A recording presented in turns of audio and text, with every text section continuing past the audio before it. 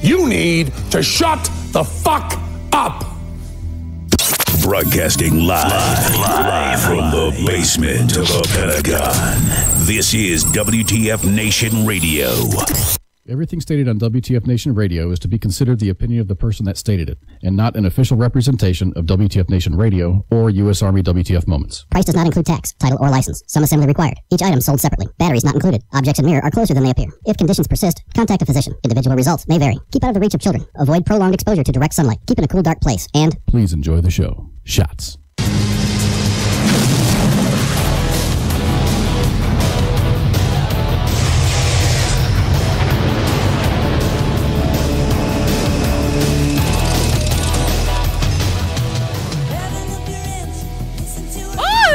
Sorry. Hello, everybody. Let's try this again.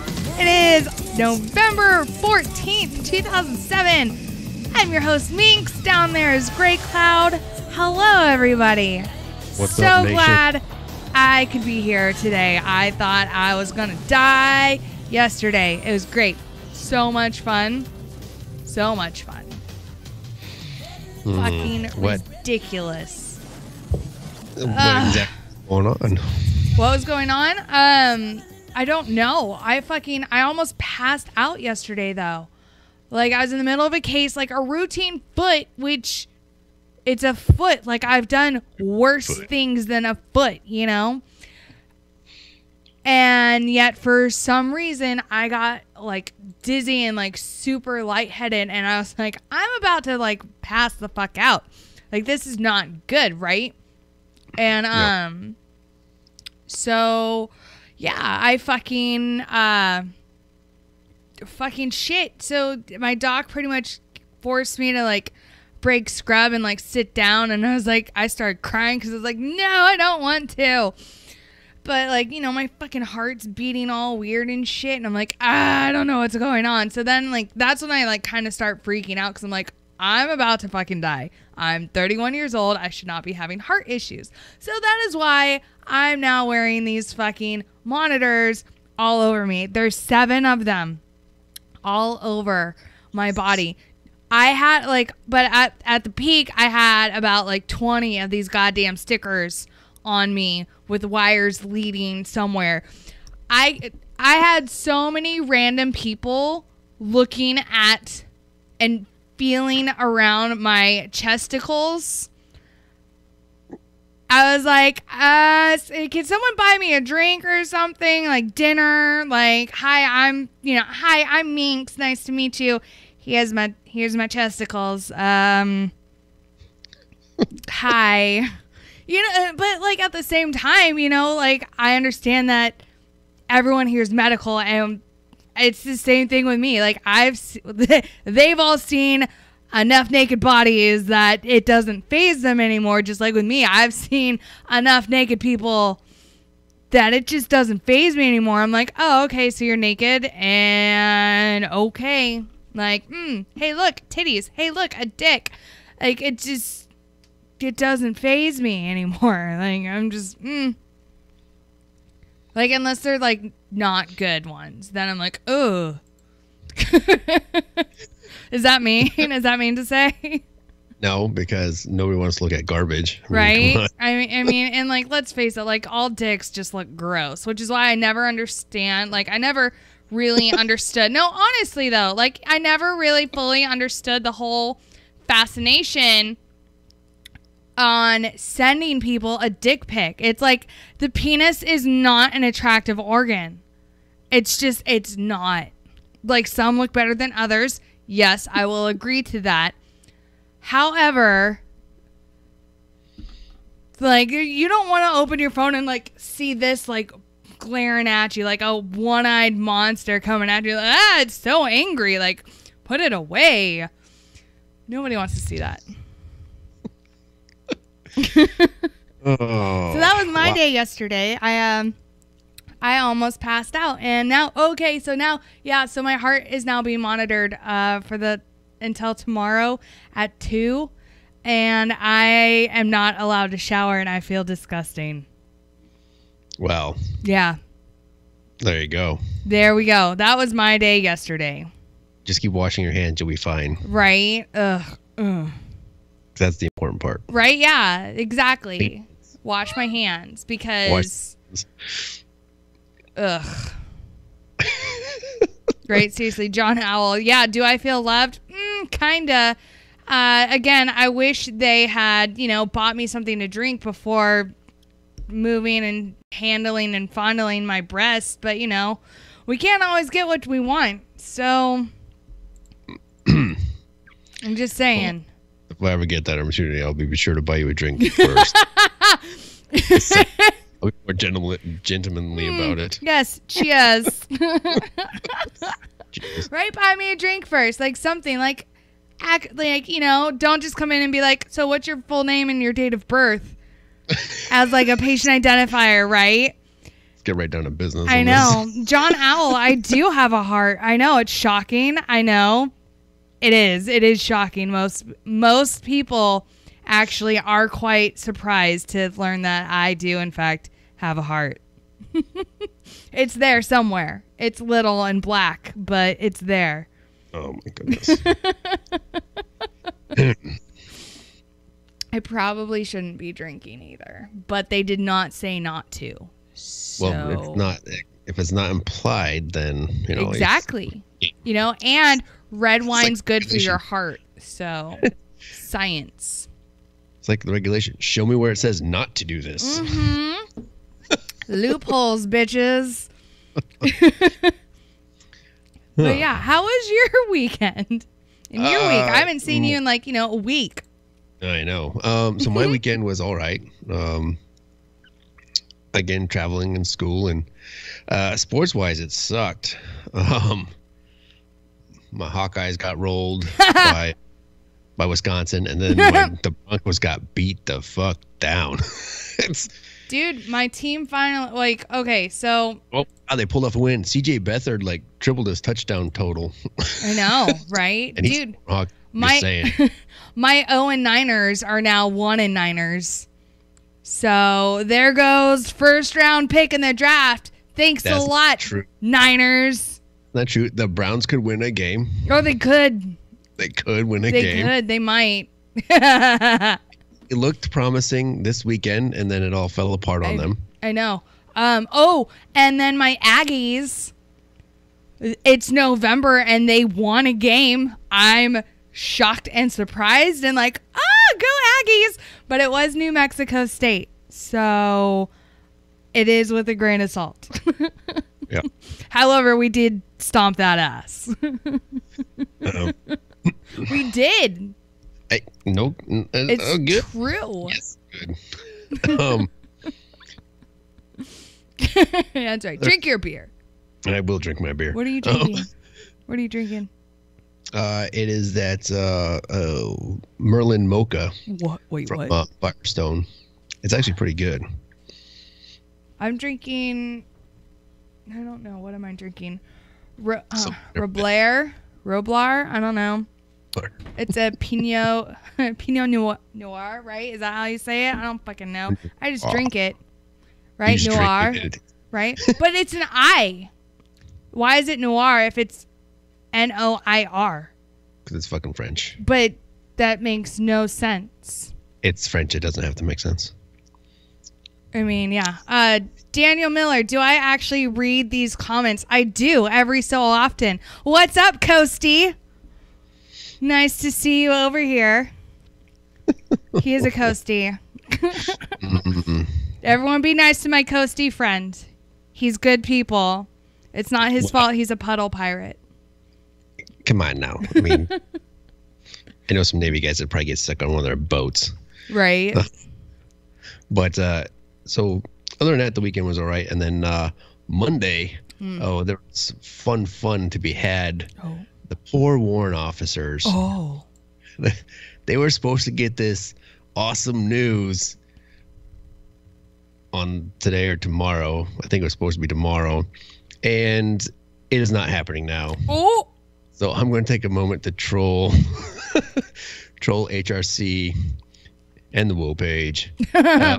This is an actual quote from HRC that they put on their Facebook page. They state, quote, "We sympathize with everyone's frustration. Results will be published as soon as they are available." This is somebody's reply to that. How did they become unavailable? You've released multiple messages announcing the release date. So what happened between them being available and now they're not available, HRC? Oh, and HRC has the audacity to put this information out not via official channels like a mill per message and or through, the .mil domain of email. No, they publish it on Facebook and expect everybody to go to Facebook and get this information. Oh, wow. Because that's the best way to spread official news is through social media. Oh, wait. Shit. Fucking POTUS. Oh, did he tweet something? No. Well. Damn it. He might have tweeted something related to that. That's what it is. Oh. The POTUS tweeted the list.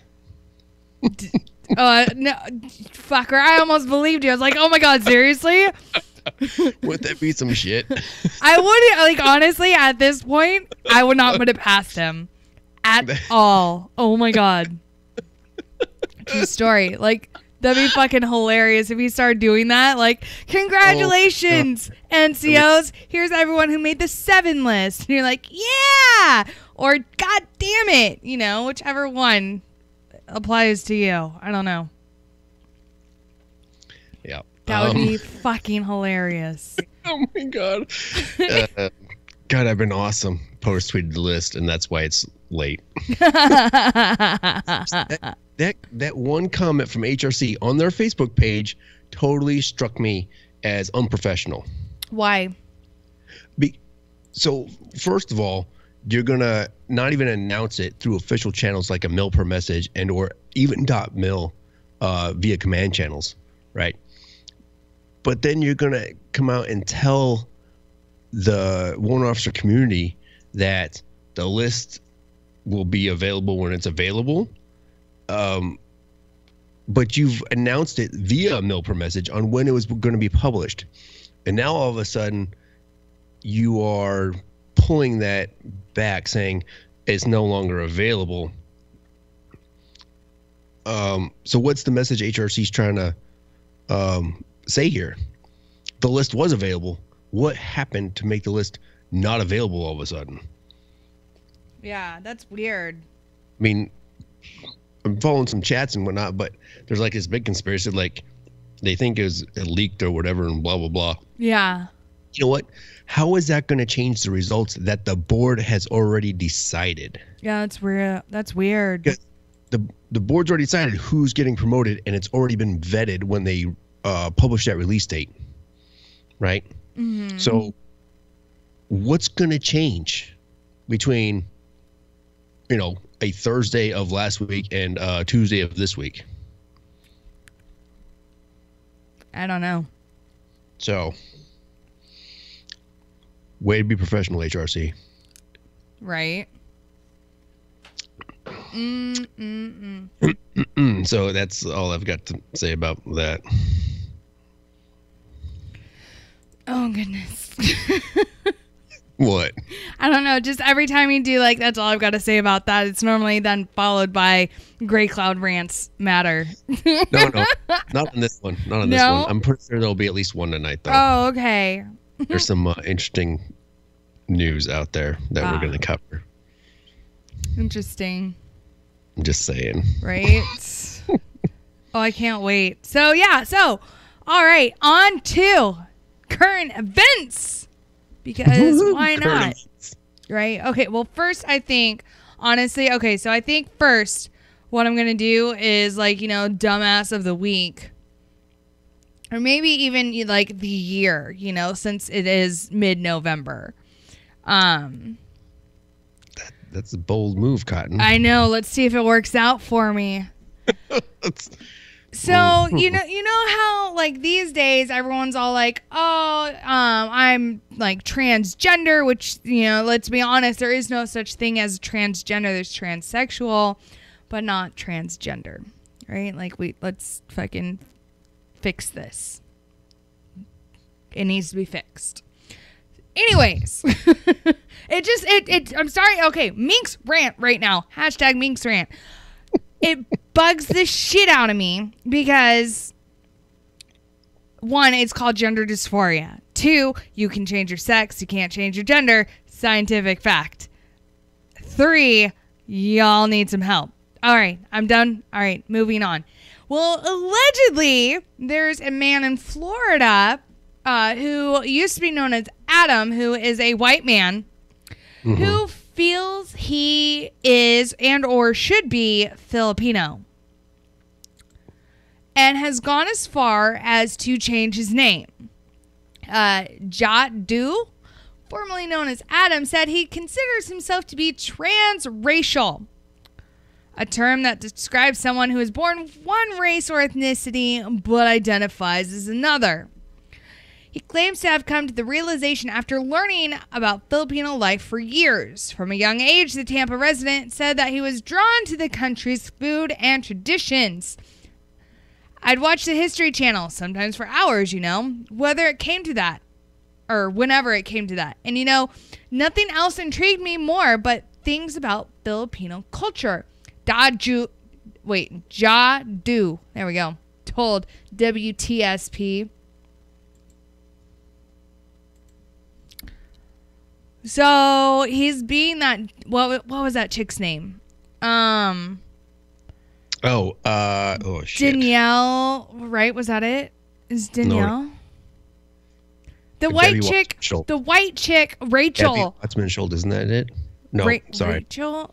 It might be Rachel. Yeah, HR DNC. Hold on. No. I think it's Rachel. I think you were right about that. Anyways, it's like that one chick who's white, but said that she's black and, was part of the, what was it? Rachel Dolezal. Yeah, that hooker. Sorry. Debbie Wasserman Schultz is the former head of the DNC. My apologies. Yeah.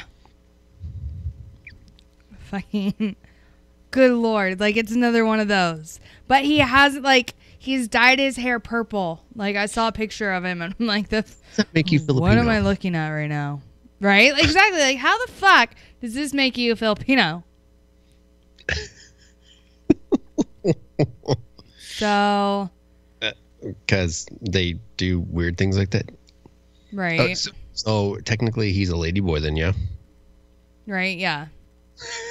Right, but he's male. He's male and has always claimed to be male. So ergo Latin, he's not a ladyboy because he doesn't dress out. He's not a queen, basically. Yet. So I don't know. I don't know. Oh, I do need to really quick put out some information, you guys. There is a call for assistance for a dying veteran up in LaGrange, Kentucky. His name is Thomas Ray Jones, and he is passing away without loved ones, which, he's an older brother of ours, you guys. Like, he should not be dying alone. He is at the Richwood Nursing and Rehab Center, which is located at 1012 Richwood Way, LaGrange, Kentucky, 40031. He's expected to pass within the next week. The final wish of veteran Thomas Ray Jones is to pass away in good company. His wife recently passed 6 months ago, and he does not want to pass all alone in a nursing home. So, you guys, I know if anyone is listening in Kentucky, or if anyone knows someone who's in Kentucky, that we can get people to him so he's not alone. I think that would be absolutely amazing because, no brother or sister should go to the next life alone, Like, oh, damn it, I'm gonna cry. But yeah, so I needed to put that out there. So once again, you guys, his name is Thomas Ray Jones, and he is located at the Richwood Nursing and Rehab Center at LaGrange, Kentucky. And his last wish is just that, you know, he doesn't want to die alone. So if we can get someone out there, that would be great.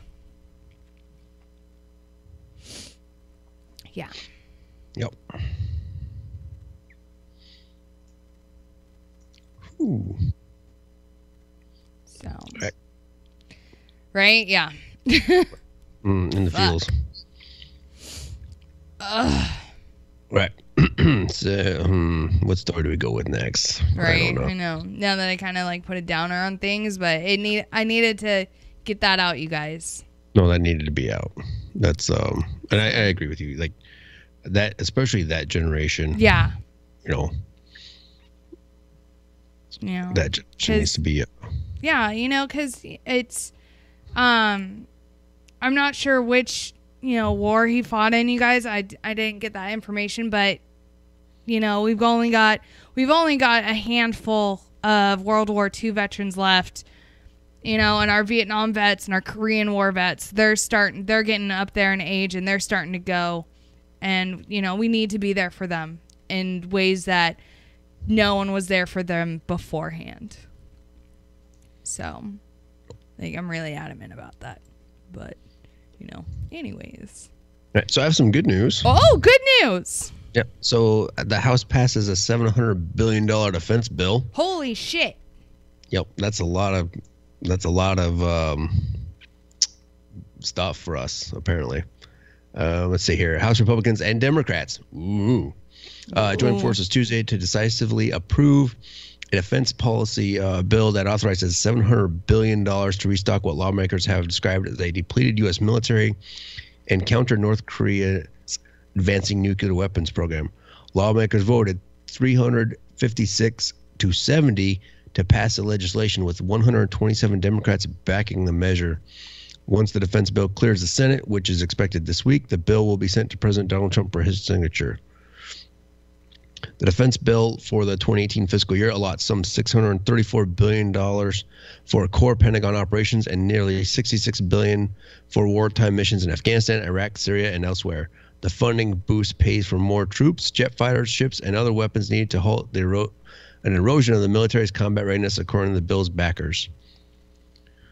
Trump's 2018 request sought $603 billion for basic functions and $65 billion for overseas missions, but securing the higher amounts remained contingent upon Congress reaching an agreement to roll back a 2011 law that set strict limits on most federal spending. That's a lot harder than it sounds, however. Lifting the budget caps will face resistance from Democrats who also are seeking an increase the budgets for domestic agencies. And it continues on where some of it breaks down and whatnot, right, and then goes to North Korea. What's interesting about this bill, though, in the Senate is it passed 356 to 70, and 127 Democrats backed the bill. It's interesting to know that there are members of Congress who don't want to fund the Department of Defense. Well, they already think that we are overspending on that, but I just have to address something really quick in the comment section. What fucking couch are you guys talking about? Because I'm so confused. Apparently there's a casting couch for sale, and I think they might be talking about your armchair, Green Cloud, because there's no couch in my area. They want to know if it's a casting couch and how much it is. And apparently there's a bidding war for it. Apparently, yeah. So fucking random. How's it go from 350 to 211? I don't know. Clay doesn't know how to bid, apparently. Oh, there's 351. Right, there we go. Yeah, see, there you go. You gotta go up. Price goes up. So fucking random. The one I'm on a fucking desk chair. Travis, God, how the fuck do you not know the difference between a desk chair and a couch, idiot? Ryan, a $25 KFC gift card. Not gonna cut. Sorry. I mean, no, I don't know. I'd $700. take that. I Holy like shit, that KFC. escalated quick. This is $700. entertaining as shit. No shit. Anyways, okay, so anyways, back to this defense budget. Yeah. I think that, but I mean, there's so many people who bring up the fact, and by people, I mean, liberal Congress people, because we can't say the term men or women because, that's leaving all the other goddamn genders out. As I roll my eyes to the back Congress of my head. Is so I know, awesome. right? No, this wine really is getting a lot better the more I drink it, by the way. Anyways. But people already bitch about how we have, as a nation, we have the highest defense spending compared to the next, what is it, like 52 countries combined? And so their thought process is, well, we already spend so much on military and defense that we don't need to up it. Well, one, technology is expensive. Well, yes. And two, to be the big kid on the block, you need to be willing to spend the money. That goes is back to the old true. saying, go big or go home. Ooh. And there's no replacement for displacement. Mm-hmm. So we're always going to have the biggest, baddest toys. And we'll ensure that we can back our talk. I mean, right? Because let's face it, we are the number one country that is the hardest to fucking invade. Let's face it. Like, we're fucking number one. One, just from our military standpoint, but two, our civilian military. Because let's be honest, fucking try to come in the South and take shit over. There's more guns per capita in our country, like just I think in my state, than some countries. Good luck, everybody else. And I would guess that's pretty. The vote was pretty close to political along party lines. Definitely, it had to have been. But I am excited that 127 Democrats decided to back the defense spending bill. Oh, that's good. I mean, that's a positive, right? It is. And I would guess to wager that a lot of those Democrats that backed the defense spending bill have a military contractor in their district. Ah. Yes. So there we find out that if they have a military contractor in their district, they're more likely to vote for the defense spending bill because that keeps money in their district, which keeps their constituents happy, which puts money in their pocket for re-election. It's a vicious cycle.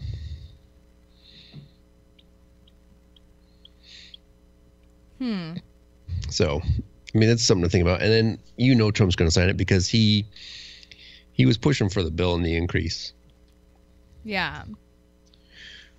Oh, and why we're on defense. So, I got to find it quick. Hold on. The Navy. Go on. Go on. I'm trying to do it at the same time. So the Navy has 3 aircraft carrier groups in the Pacific at the moment conducting exercises near the Korean Peninsula. Let's see. I think it's the I'm trying to find out what they are. I know one of them is the USS Ronald Reagan. The other is the USS Nimitz. Yep, and the other is the Theodore Roosevelt. Yes. The 3 aircraft carriers have not done drills together in over a decade, apparently. I'm so excited. Show of force, bitches! That is a shit ton of firepower sitting off the peninsula. Right? Like, if that's not hey, don't fuck with us, I'm not sure what is. And I'm so excited. I can't wait to see what Angry Cartman does. Fucking angry midget Angry Cartman or Asian Cartman? Both. Both? Pick one. Angry Asian Cartman. But meh. That's like anytime he fucking throws his little tantrums, like that's what I think. But meh. Shut up. That's what I think. God. I don't know what to tell you. Oh. What? I forgot. I forgot to tell everyone that I went to. I was in Vegas this last weekend. Apparently, you don't remember it, which is probably good. No, it was good, but I saw my family, and they were like, "Oh yeah, every so often we'll tune in and catch your show," and I'm like, "Oh, shit." Because they're not big fans of profanity. Ryan, there is no goddamn couch. Chill your shit, man. Don't yell at me. God. Okay. Anyways, but yeah. And then on my way home from Vegas, I was definitely still drunk because I met up with a friend from fucking junior high who I haven't seen in a decade, if not longer, like 13 years. Wow. Yeah. So I met, and he's doing residency in Vegas, and I was like, "Hey, I'm here." And so we went out, and yeah, I was definitely still drunk on the plane the next morning. It was bad. Everything was fucking hilarious for me. I saw. Sorry, really quick story. I saw one of those videos of like if real people were in those Chevy commercials. Oh my God. And it was for the Silverado. And I was dying. Like people were staring while I'm like crying, laughing. My doc is like, "What the fuck's wrong with you?" And I'm just like, "This is hilarious." It was so Lord. bad. It was so bad. Oh. Ugh. What was a good time? It was a good time. Vegas was a lot of fun. I haven't been there since I was stationed at Irwin. So I think the last time I was there was 2010, 2011. Isn't that all there is to do when you're at Irwin is to drive the 2 hours to Vegas? Or LA. Vegas. LA's a good time too because Knott's Berry Farm is there. Oh, I babysat my NCO's kids for like a month one time, and she's got 4 of them. Dude, all 4 lived. What? Hold on. How do you babysit somebody else's kids for a month? Emergency leave. Okay, and by a month, okay, it might have been like 2 weeks or 3. I don't know. Come on, we're talking. It's 14, it's somewhere in there. It was somewhere between 2 to 4 weeks. I don't know. It was a long fucking time. It's a big difference. It was a long time. But I took all 4. Dude, seriously, I took all 4 children from the ages of like 5, 6. I think the youngest was like, no, he might have been 7. I don't know. To like 13. I took all 4 of these kids to fucking Knott's Berry Farm. I didn't lose one of them. I was so proud of myself. Well, that's important that you don't lose children when they're in tow. Yeah, I know, right? All four survived the entire ordeal. I'm like, oh, I got this whole parenting thing in the bag. I can't keep Ivy alive, but god damn it, I can keep kids alive. Well, that's important. I mean, you can keep patients alive, so I was hoping you could keep I know. My dogs were just fighting. Sorry. Oh, good. Right? Yeah, that's good. Ugh. I have huge hands, Clay. I'm sorry. They're size 6.5. I don't know what to tell you. They're kind of small, actually. All things considered, but you know, whatever. All right. So, anyways, back to current events. So my home state, California, had a shooting, and like not just anywhere in California, but like NorCal, where I'm from. 5 people are dead following shootings at multiple locations in Tehama County, including an elementary school where at least 2 children were wounded.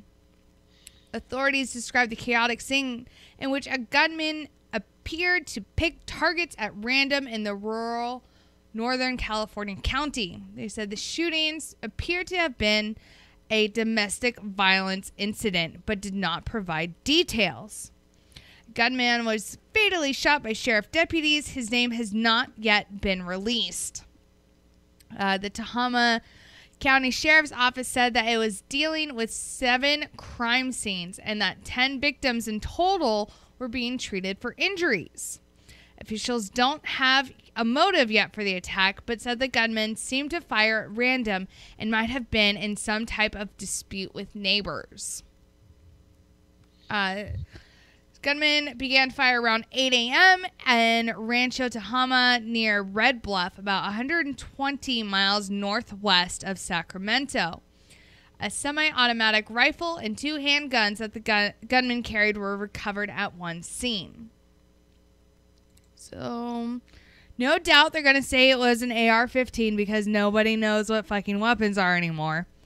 Well, everything's an AR-15. Right, yes, everything. Oh, wait. Oh, apparently everything in my room right now is being up for bid. They're putting 25 on the lamp. I don't know. We're at 30. This is good. Keep it up, you guys. But yeah. So wait, hold on. Which lamp? Because I've got the rock salt one right there, but then I've got one back there as well. So I need to know. Apparently you have a couch still. Everybody's talking about dude, it's a bed. There's a bed back there. Like, this is welcome to Minx's bedroom. Like, hello everybody. It's not a goddamn couch. Fucking Jacob says, my soul for the lamp. And he's yelling it. Good Lord. This is fucking hilarious. I love this. Jacob Am wants I in either time for the of these couch to auction? Oh my God. Oh my goodness. This is amazing. Just back off my altar, you guys. The altar is mine. So, and all my books. Like, so this right here is mine. Back the fuck off. Like, okay. And that statue back there too. Oh, wait. Right there. That one. That's mine as well. And all the jewelry in there. Other than that, I mean, Minx's bed, part of her bedrooms. Oh my God. This is going downhill in a hurry. Holy cow. So funny. For the hat? Wait, which hat? What fucking hat are you talking about? Like, there, maybe Gray Cloud. I think they want your hat. What? Why? I don't know.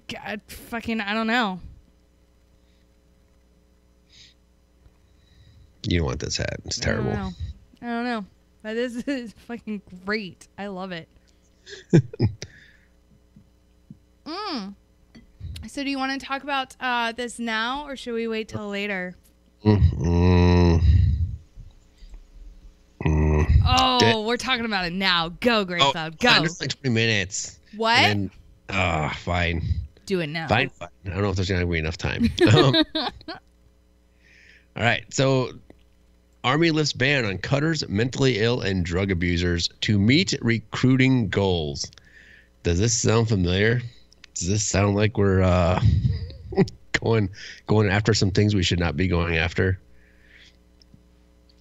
Facing low recruitment levels, the U.S. Army quietly lifted its ban on allowing people with a history of mental illness, self-mutilation, and drug abuse to serve in the military, despite warnings from the industry about the risks involved. So I want to stop at that paragraph right there. How many individuals were put out on an RCP, put out on an RE4 of some kind or something of that nature, and aren't allowed back in at the moment, but yet we are looking to go and allow individuals with mental illness, history of mutilation, and drug abuse to come in and serve our military. Yeah, I mean, I was kicked out via RCP. Like, why? Like, but like, honestly though, like, I agree with you. Why would they go to those extremes as far as like letting in people with like self-mutilation, as far as cutting and like suicidal ideations, which is the only reason why someone like, or it's not the only reason why, because like there's other reasons why, but depending on where someone's cutting, they can end up killing themselves. But then on top of that, other mental illnesses. Like, why not let people in who have RCP'd? Obviously, like, they were fit to serve. It's just they had not advanced fast enough in rank. And that was the only reason why they got booted. Why not let them in first? I have questions. Again, this is the Army's process we're talking about. And, well, let's just look at the current situation with HRC and the warrant list. I mean, come on. Are we really questioning the thought process here at this moment? I mean, I guess. Oh, by the way, apparently your golf clubs have been sold, Gray Cloud. That's not possible. Our fucking listeners are auctioning off all of our shit. That's impressive. This is great. All right. So the new rules greenlight recruits who have bipolar disorder, depression, and issues with cutting, a process in which a person takes a knife or razor to his or her own skin, along with those who bite, hit, or bruise themselves intentionally. Again, why are we going to let these people in? I don't know. Here's the thought. What MOSs are we going to stick them in? Right?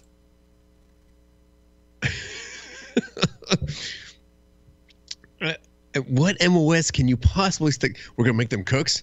I hope not. For crying out loud. You might be getting something you don't want in your mac and cheese.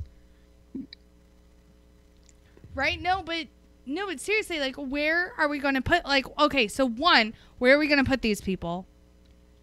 Two, like especially if they're mentally unstable, where the fuck are you going to put them? All right. Two, on top of that. Oh, Matthew says 25 for that crusty white chair.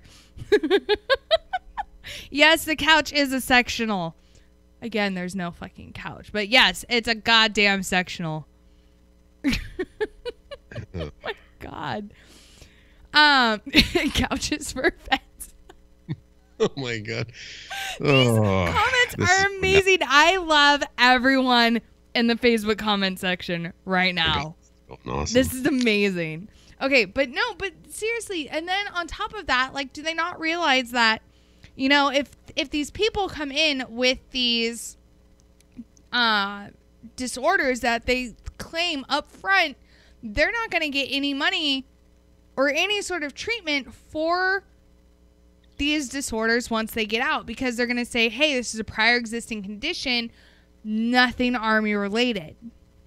Right. So John Owl said he worked in the psych evals on the Army, and I'd like to see some of his takes on this and what we might be dealing with in the very near future.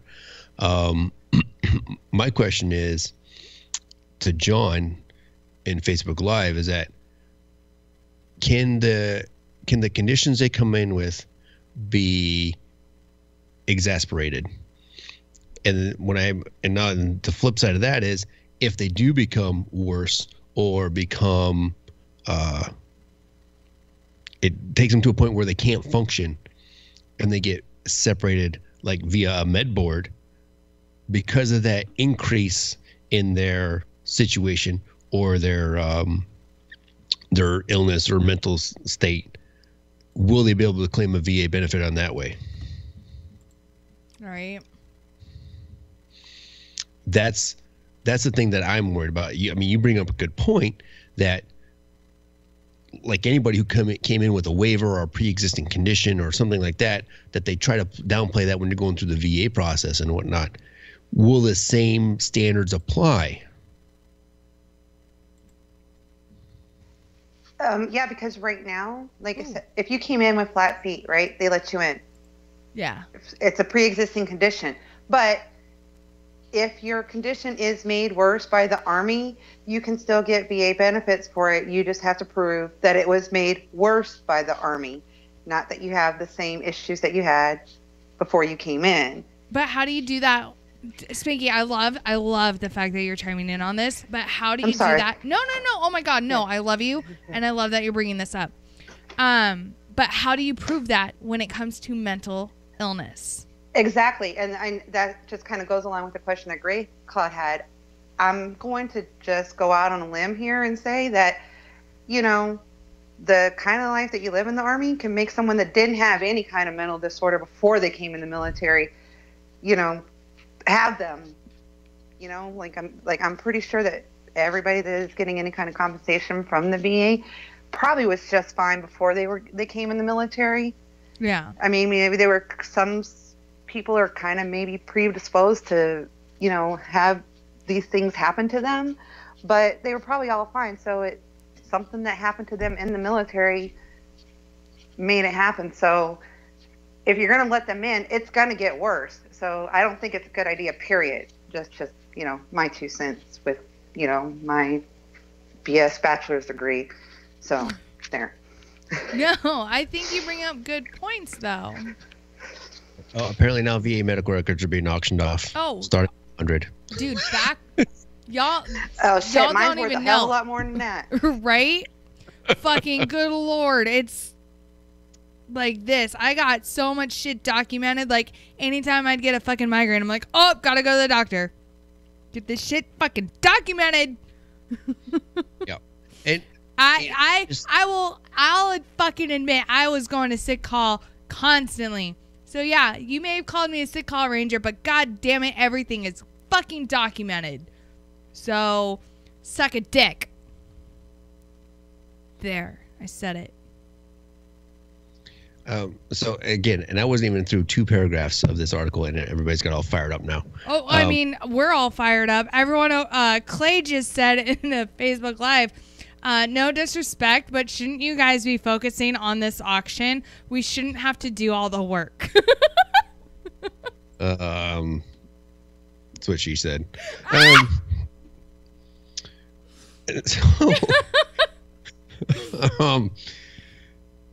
So in order to hit, and I'll jump ahead a couple paragraphs, in order to hit last year's goal of 69,000 recruits, the Army also accepted men and women who did poorly on aptitude tests, increased the number of waivers for pot use, and offered hundreds of millions of dollars in bonuses. In fiscal year 2017, it paid out $424 million in bonuses, up from $284 million in 2016. In 2014, that figure was $8.2 million. Holy shit.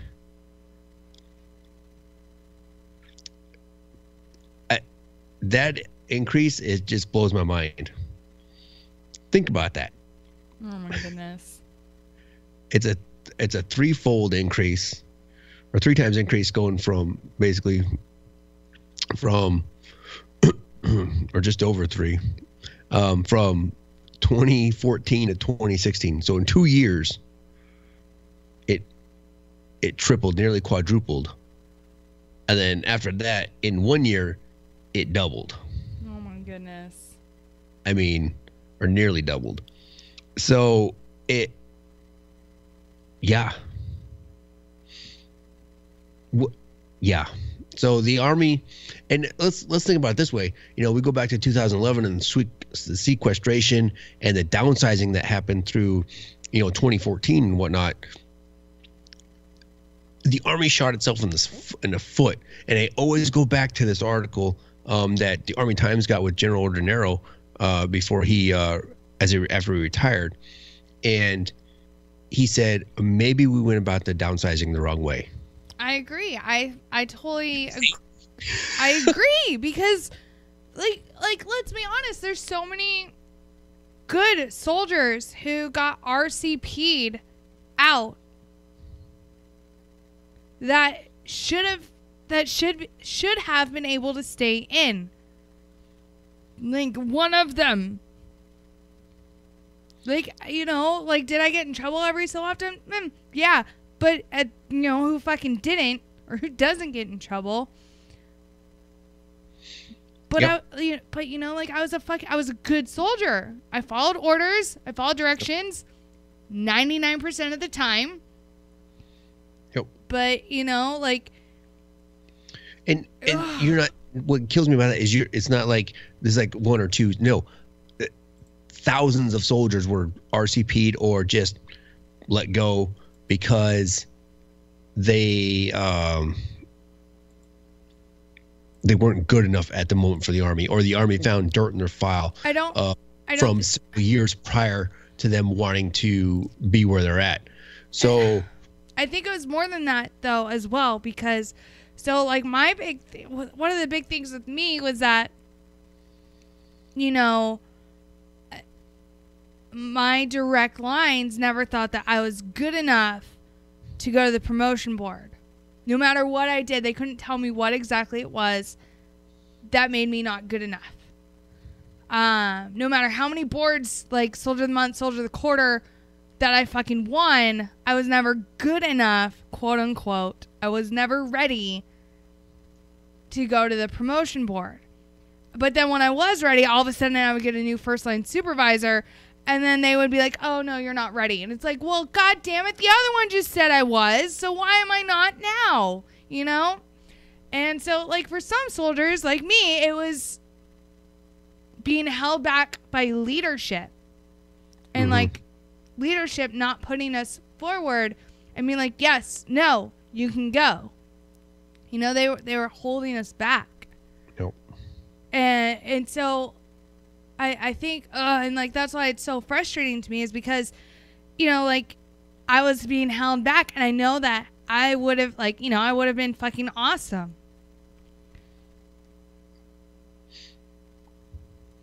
No, Clay, I don't have a Honda Civic. I drive a Mustang.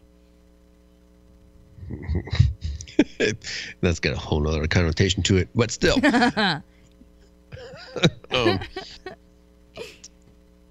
Yeah. It just blows my mind that, you know, we're going back to this. They want $3 for my glass of wine. It's almost empty, though. For the glass of booze. So yeah, there's another article in here. It's, you know, a quote from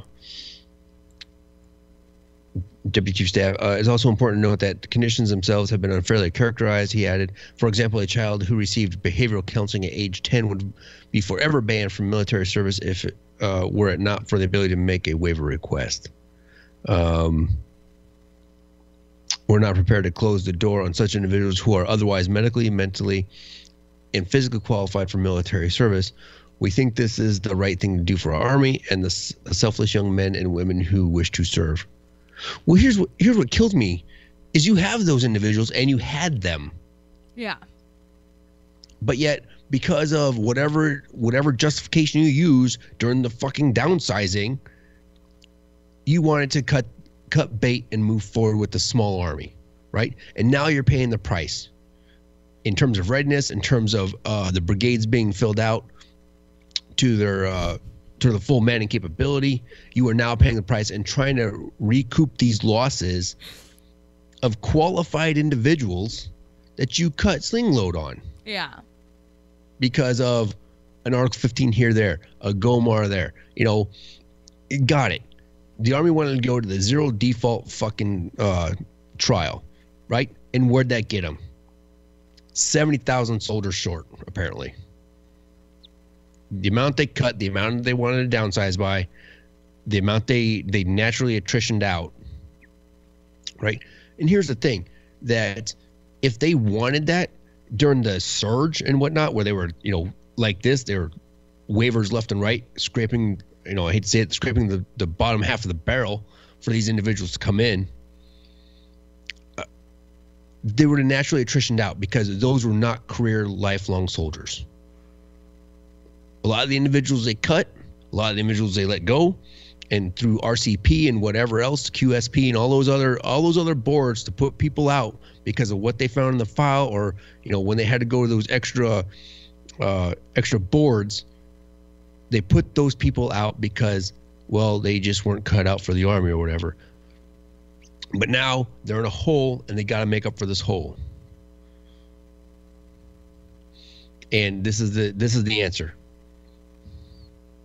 Soldiers who might not be mentally stable enough to handle a weapon, they want to let in. Exactly. And that's exactly right. Like, we get these people, what is it? Blue on blue, right? Blue on blue. Right? Like, that's going to fucking happen. And, like, we've already had episodes of that during the surge when they were letting in people who were not fully mentally there or stable. And then we started seeing an increase of blue on blue attacks. And it's fucking mind-boggling why we would want to go back to that. So, dude, people are fucking pissed that we're not paying attention to this fucking auction that's happening in chats right now. Apparently, it's giving Clay issues. Right? Clay is getting PTSD, but Clay also said, hold on, I got to scroll up really quickly. Where did you say? Clay said I better get a refill on my drink. Don't worry, Clay, I did. And someone wants your lip balm, by the way. No, they don't. Your chapstick. Who the fuck says lip balm? That's such an that's one term. Like, how most people don't like the word moist? Mm-hmm. I think the word that I don't like is balm. Like, it just sounds so dirty and balm. Balmy Stop. outside. Stop.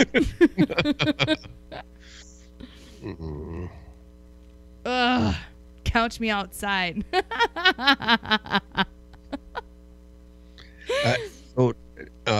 Nathan Atkins in the Facebook live chat had an interesting comment, is that they were trying to cut a lot of the old, how do you put it? Let's see, what's the phrase he used? Gotta find it. They seem to be trying to get rid of the old dog combat vets. Why? Because we had standards, more than likely. Because we weren't yes men to those commands. We knew what was right as those young green officers came in. Man, they want to let these people in. Start first with those individuals. Fucking AHRC. Send letters out to those individuals you cut. Send emails. Make phone calls. See if they want to come back in. I bet you there's a lot of them. I bet you there's a lot of individuals who are willing to come back in, even though you cut sling load on them and said, thank you, have a nice day, we're done with you. They'd be willing to come back in and serve their nation. Why? Because it's what they know and loved. So HRC, you fucked up a lot this week, apparently. Right. Way to go. Screwing over the warrants, and now you're screwing over other soldiers by letting individuals with mental, I don't want to say incapacities, but with issues that could very easily put other soldiers' lives in danger if not checked regularly.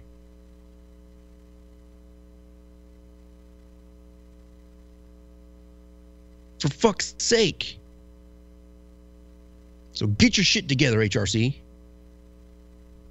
Fucking do what's right. Release the fucking list for the warrants.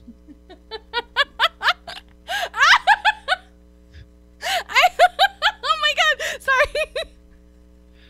Ice's comment. That is exactly what it is, Great Cloud. We don't like your kind anyways.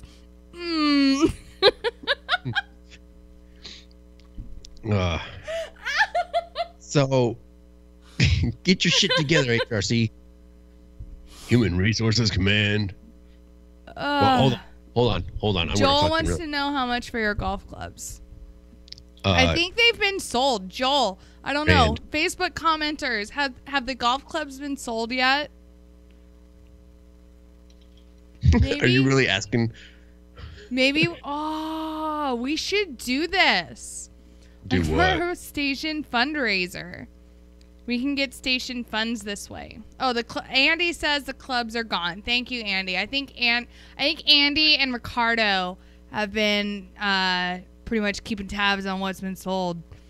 Make sure everyone who's bought something, make sure you message the page, and we'll make sure to, once you give us the funds, we'll give you the product that you bought. So, yeah. Oh my goodness. So we're going to go on break here. We're past break time, but before we go, it's going to be short. So we're going to be joined by Nick. I can't pronounce his last name. So Nick K, who is a Marine Corps veteran, and we are going to talk to him and see and learn everything that he does for the veteran community. And fuck you guys and saying the word bomb. Fuck all you bitches. Hey, you guys all suck. Moist. Because I know one of you guys don't like that. So we shall be back here. We're going to take a really, really quick break. And by really quick, I mean like 4 minutes. So wow. We shall be back. Yeah. Oh. Okay. It's going to be quick. So we'll be back here very, very soon, you guys. All right. Enjoy this band. It's called Another Round. Really, really quick break. And yeah. It's a veteran-owned or fronted band. Yeah. Here we go. It's going to be quick. So we'll be back here very, very soon, you guys. All right? Enjoy this band. It's called Another Round. And, yeah. It's a veteran-owned or fronted band. There we go. So we'll be back here very, very... Nobody has lied, far from complacent, just walking on shells. This feeling that love conquers everything else, until you reach the point in mind.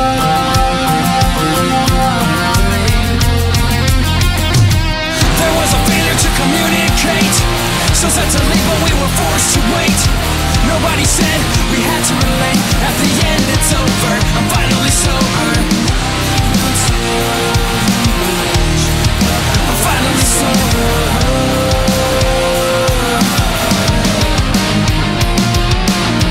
My only demon, my only regret is that I left you with scars, so that you'll never forget. Sick of forgiving my mistakes and my faults. Shattered your glass heart to millions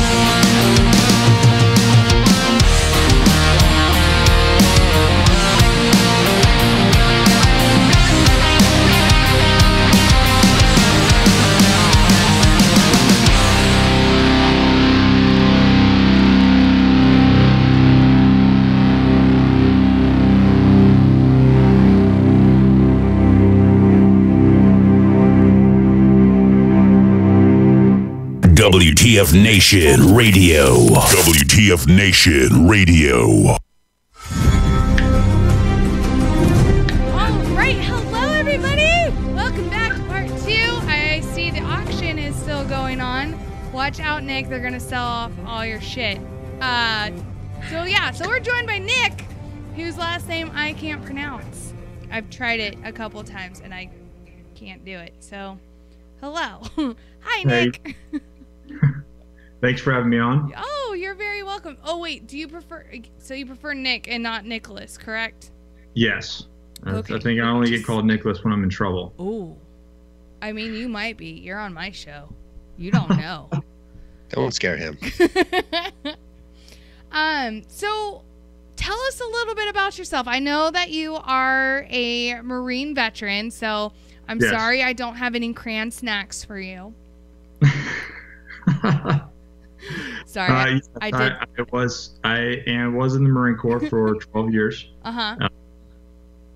I grew up all over the United States, spent a lot of time in Florida, joined in 2000, and then spent a couple years in the regular Marine Corps, went to recon, actually went to 2nd Force Reconnaissance Company, and then ended up at 3rd Recon, and then went to MARSOC after that and finished my last 5-6 years of my career at Marine Special Operations Command as a Marine Raider. Oh, awesome. Oh, by the way, your beard is being sold right now on auction. I don't know how that works. I don't know either, but right now the going price is at $25. Oh, that's not enough. It's weak sauce, you guys. You can do better than that. So how does this auction work? I don't know. They just started bidding on all of our shit, and I told them to message the page with like the winners, like, and send us funds, and we might send you the shit that you bought. We don't know. I'm not sending you my beard. Well, I take that back. Depends on what the auction gets to. Right, just shave it off and mail the trimmings. Let's send a box of beard hair. Ooh, we're at 50. Yeah, you're gonna have to bring it. I mean, Oh, 75 now. This is good. Yes. Oh my God, Nick, you can come back on our show anytime. 25. This is awesome. So you were in the Marine Corps for 12 years. So what exactly do you do nowadays? Oh my God. I know, right? All these intense questions. I feel like I've told this story a million times, but I did what every good special operations guy does when he leaves the military, and he goes in contracts. So basically, does the same thing as a civilian. And when they're done doing that, you know, like every good special operations guy that has done contracting, he starts a training and consulting company. Mm-hmm. So I also did that, and then through that, I actually learned what I want to do. And one business turned into 5 businesses, and ended up as actually as a film school student, and doing production. And I have a small YouTube channel, and that's kind of what I do now. And I'm also the director of a nonprofit organization that helps veterans transition from the military life to civilian life. Okay. So, sorry, just fun story. So you said that you right? Yeah. No. Oh my God. I have ADD like nobody's business. Like there's something shiny. I'm like right. But so something that piqued my interest is that you said that you were with MARSOC. Yes. And I freaking I destroyed one of your weapons once. I don't know if it was yours, but it was a MARSOC unit's 50 cal. I got 3 live rounds in there somehow. Like, they took us on the FOB I was at in Afghanistan. I made friends with the MARSOC unit that was there. I don't know how, but I did. And so they would take us outside the wire and let us, like, fire off their weapons and, like, play around with things that went, like, boom. And it was a good time. What FOB was this? Shindad. Oh, what year was this? 2012. Oh, man. I was gonna say, dude, if you were there, my God. I was there in 2009. In 2012, I was up in Balar Magab, and which one of our teams was in Shindan at the time? I know you might know him because it was so fucking weird. Like there was this kid. I should know his name. I think it was Matthew. Matt. He had right. Yeah, you know Matt.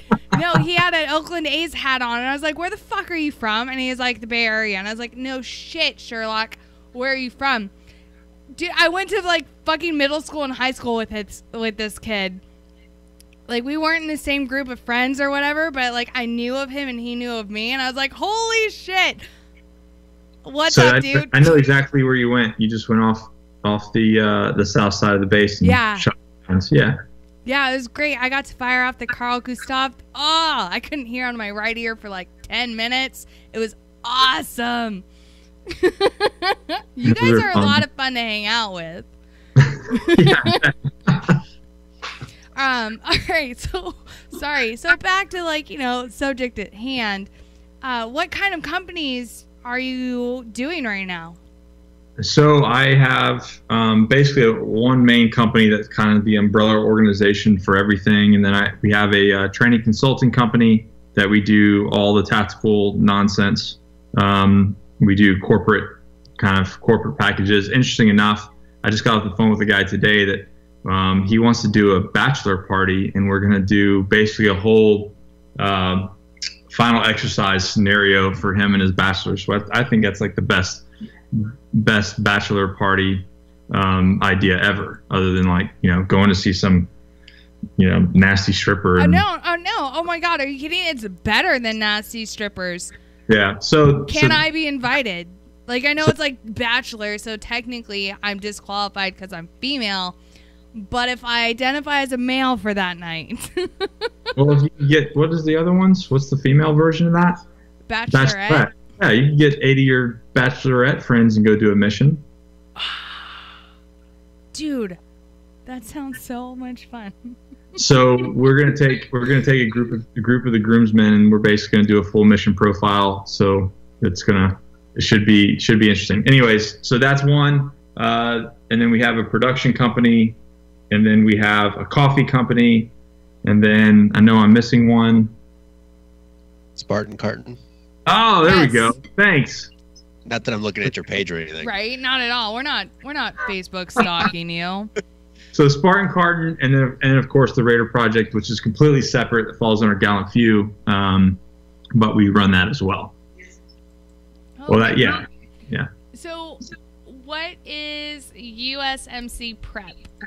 Oh man, I'm so glad you asked. So the way this all kind of came about was I was hidden from the internet and hidden from the world while I was in, and even while I was out contracting, and then I started my company and I got involved in the nonprofit side, and our executive director was like, well, you really need to come out in the public if you're going to be the director, right? You need to like be able to talk to people publicly and go on radio shows. And I was like, oh, I really don't feel comfortable with this. Sounds really horrible.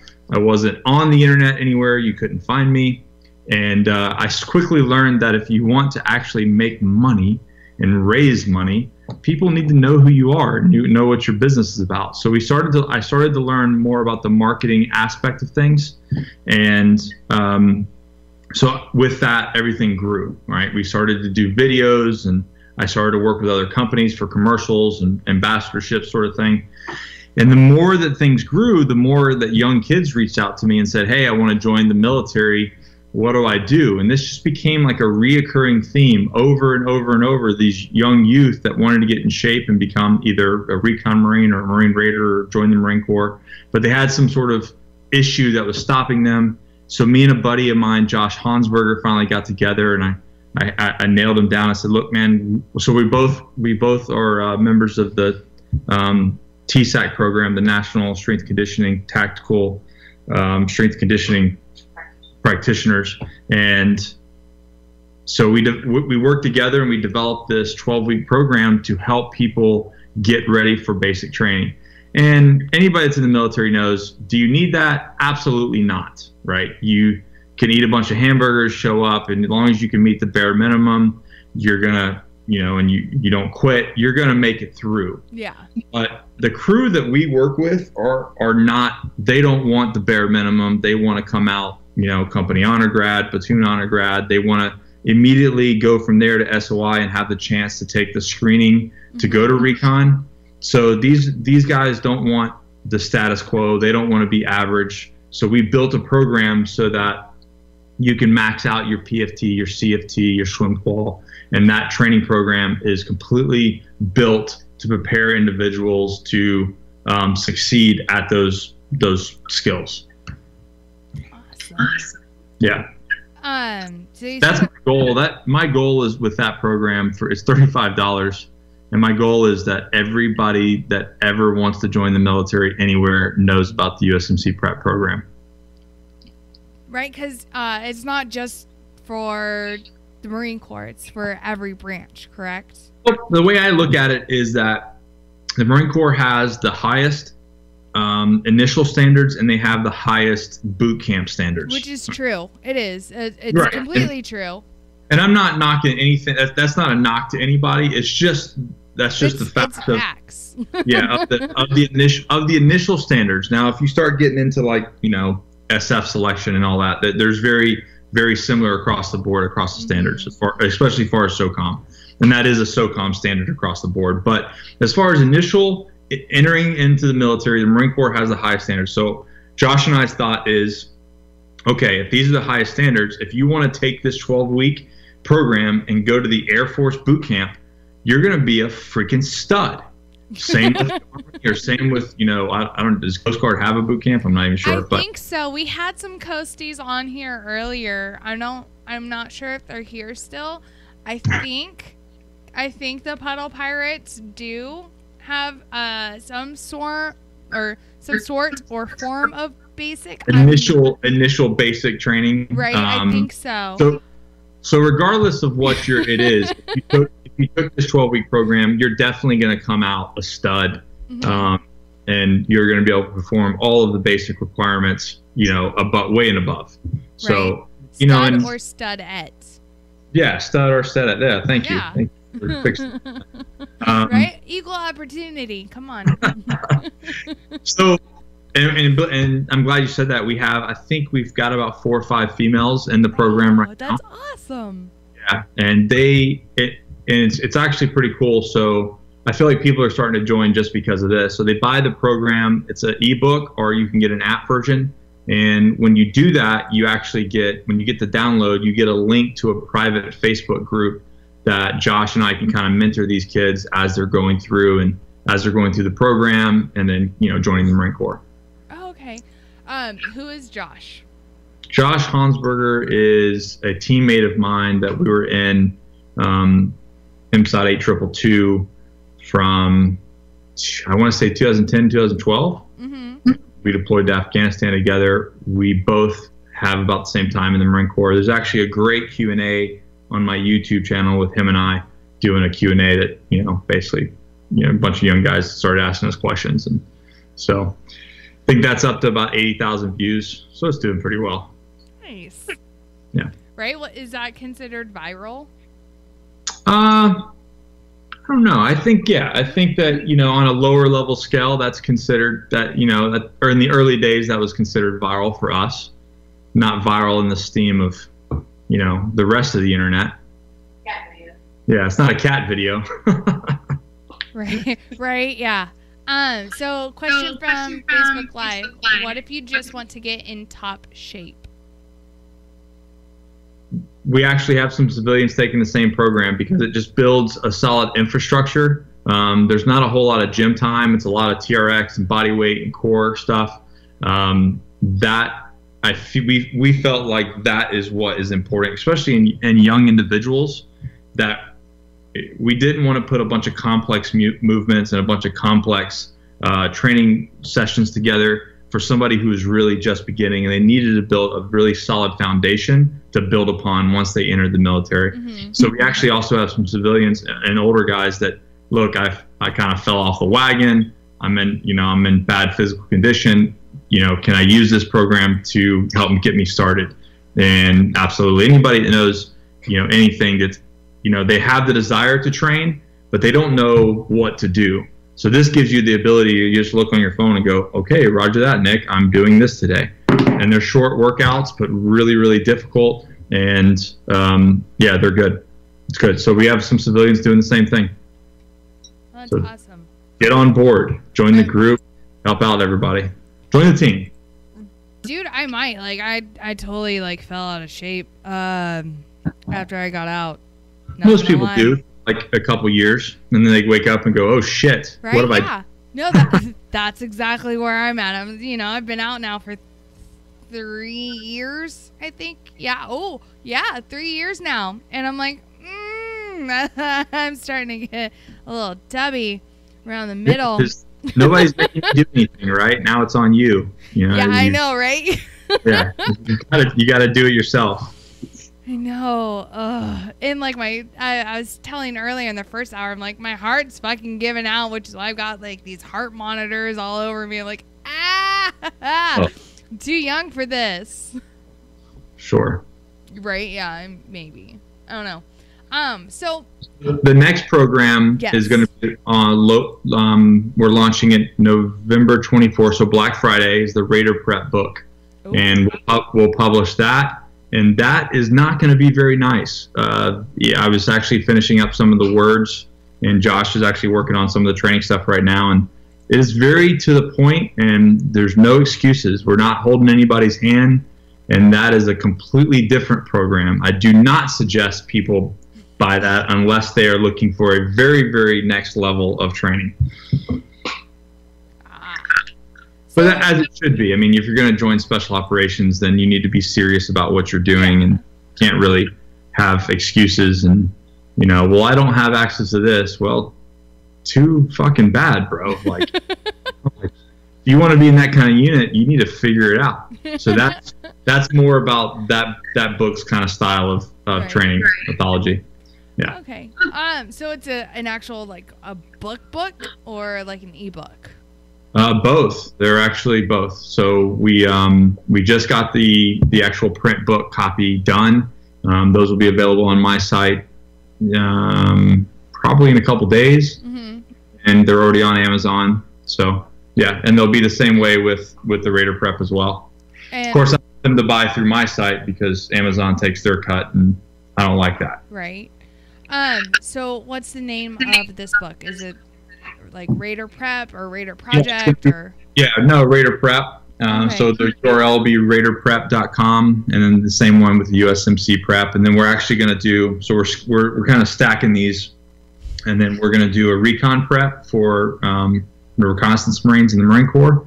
And then I think we're going to hold tight there and see what happens there. I think, we like to not step out of our box and go with what we know, but we'll kind of see what happens. If this thing turns into something bigger, then, maybe we start looking at some other specialty schools and selection processes and go from there. Okay, that's awesome.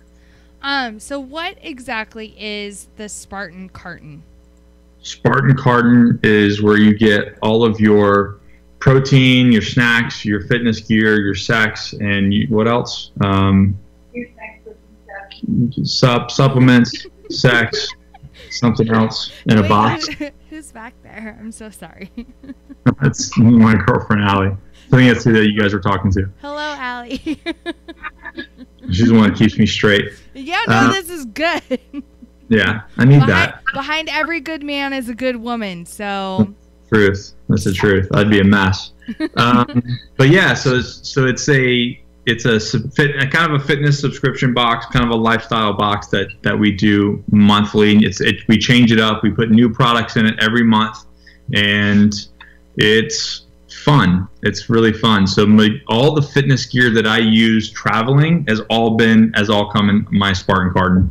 And then the same thing, I laugh about it. Actually, every month I get it. First, I have to film a video so that everybody knows what came in that month. And then I take that box because I'm on the road probably 3 or 4 times a month. I'm traveling somewhere. So I just take that box and I dump all the contents in my bag. And it's got like supplement samples and protein and all kinds of stuff that I end up using in my travels. So it's become a really big kind of a fitness starter. So if you're like needing some motivation and trying to get back into it, that's really big, as well as people that travel. So if you're really big into fitness and in traveling, this is another thing for you as well. So I see there are 2 levels. There's a citizen box and a warrior box. yes. So originally the warrior box was 75, and I'm going to tell on myself here. When I came on board, so I did a YouTube about this as well. It's on my channel, but you know, how my involvement with Spartan Card and what the 2 boxes are and the whole breakdown. But essentially, I came on board and said, look, I want to give for a little bit more money. I want to give a higher quality item to the customer. So we raised it to 99, and now the quality of the gear and stuff that comes in is just absolutely, you know, superb. And so anyways, that, you know, we've got videos on there. But yeah, so for the warrior box, you get more fitness equipment. You know, like last month we had a 40-pound PKB kettlebell. You know, so you dump it out, and then it rolls up into nothing, and then you take it on trip, fill it with sand or rocks or whatever, and then you've got a really large kettlebell, or a sandbag type thing. And we've actually done a sandbag. We've done a bunch of different stuff. Worked with TRX for a long time. So, and then the citizen box is more along the lines of gear, a little bit of gear, and then your supplements and snacks and different things. Nice. Awesome. It's been really fun. Great, Cloud. I've been hogging up all the questions, so your turn, buddy. So I want to know more about the coffee. You would. Because coffee's important. Thank you. I freaking love coffee. At the end of the day, here's the deal, and you guys know, there's no way that you run multiple organizations and all this work and talk to all these people and do all this stuff without staying highly caffeinated. Like, there's just no way to get it all done. I mean, there is, though. No, I don't drink coffee. What are you drinking? Nothing. I don't drink any caffeine. Oh, I wouldn't be able to do it. Okay. So when I was while I was still in the Army, I was, you know, smoking cigarettes, so there was nicotine. I was drinking coffee, which is, you know, caffeine, and then, you know, Rip-Its. And then on top of all of that, I was on fucking Adderall. I'm pretty sure Rip-Its cause cancer. They probably do. But, you know, then on top of all that shit, I was on Adderall as well, and like, which is an upper. Meth. You're taking meth. That's cool. Right? Yeah, it was a good time. But it's focused. But now that I'm like, I got out, I'm like, I need to get all that shit out. So I don't drink any coffee or caffeine. Yeah, so the way the coffee company, and I really need to do a video on this, but the way the coffee company started was really out of just organic necessity. So I had the idea to do a Raider Project coffee, and we do, and it's called GFC, Good Fucking Coffee. And there was a coffee company that we were working with, and they were doing it, and then they stopped doing it, so we wanted to continue. So I just started a coffee company. I was like, well, this is simple enough. And this goes back to some business lectures that I do. But once you establish an infrastructure for business, it's very easy, and entrepreneurs get really sucked into like, whoa, well, I already have this awesome, sweet infrastructure and manufacturing process. It's really easy to like start a new thing and then a new thing. And at one point I got put on timeout, and my team was like, okay, Nick, we're not starting any more businesses until you get rid of one. I was like, okay. But yeah, so we started that. Originally it was called Coffee Republic, and we've gone through we're going through a branding change now. And it's called a coffee company.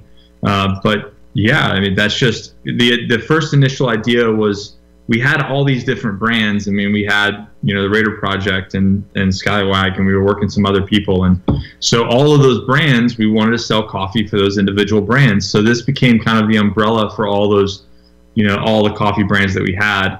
And then it just took legs of its own, and then went. And now we started a subscription base. So you can subscribe to however many pounds of coffee you want a month, and it's locally roasted, and we get the beans, and then we don't grind it until you order. So say you wanted a ground, because I'm really into coffee, and if you grind it, it starts to lose its flavor and caffeine within 3 days. So what we do is we get an order in, and then we grind your 12, 16-ounce bag right there on the spot, and then it goes out the mail that day. Mm-hmm. That, like, I don't think you understand. Like, we not only do we have a lot of coffee drinkers on staff at WTF Nation Radio, but we have a lot of coffee drinkers who listen to us. So, well, acoffeeco.com.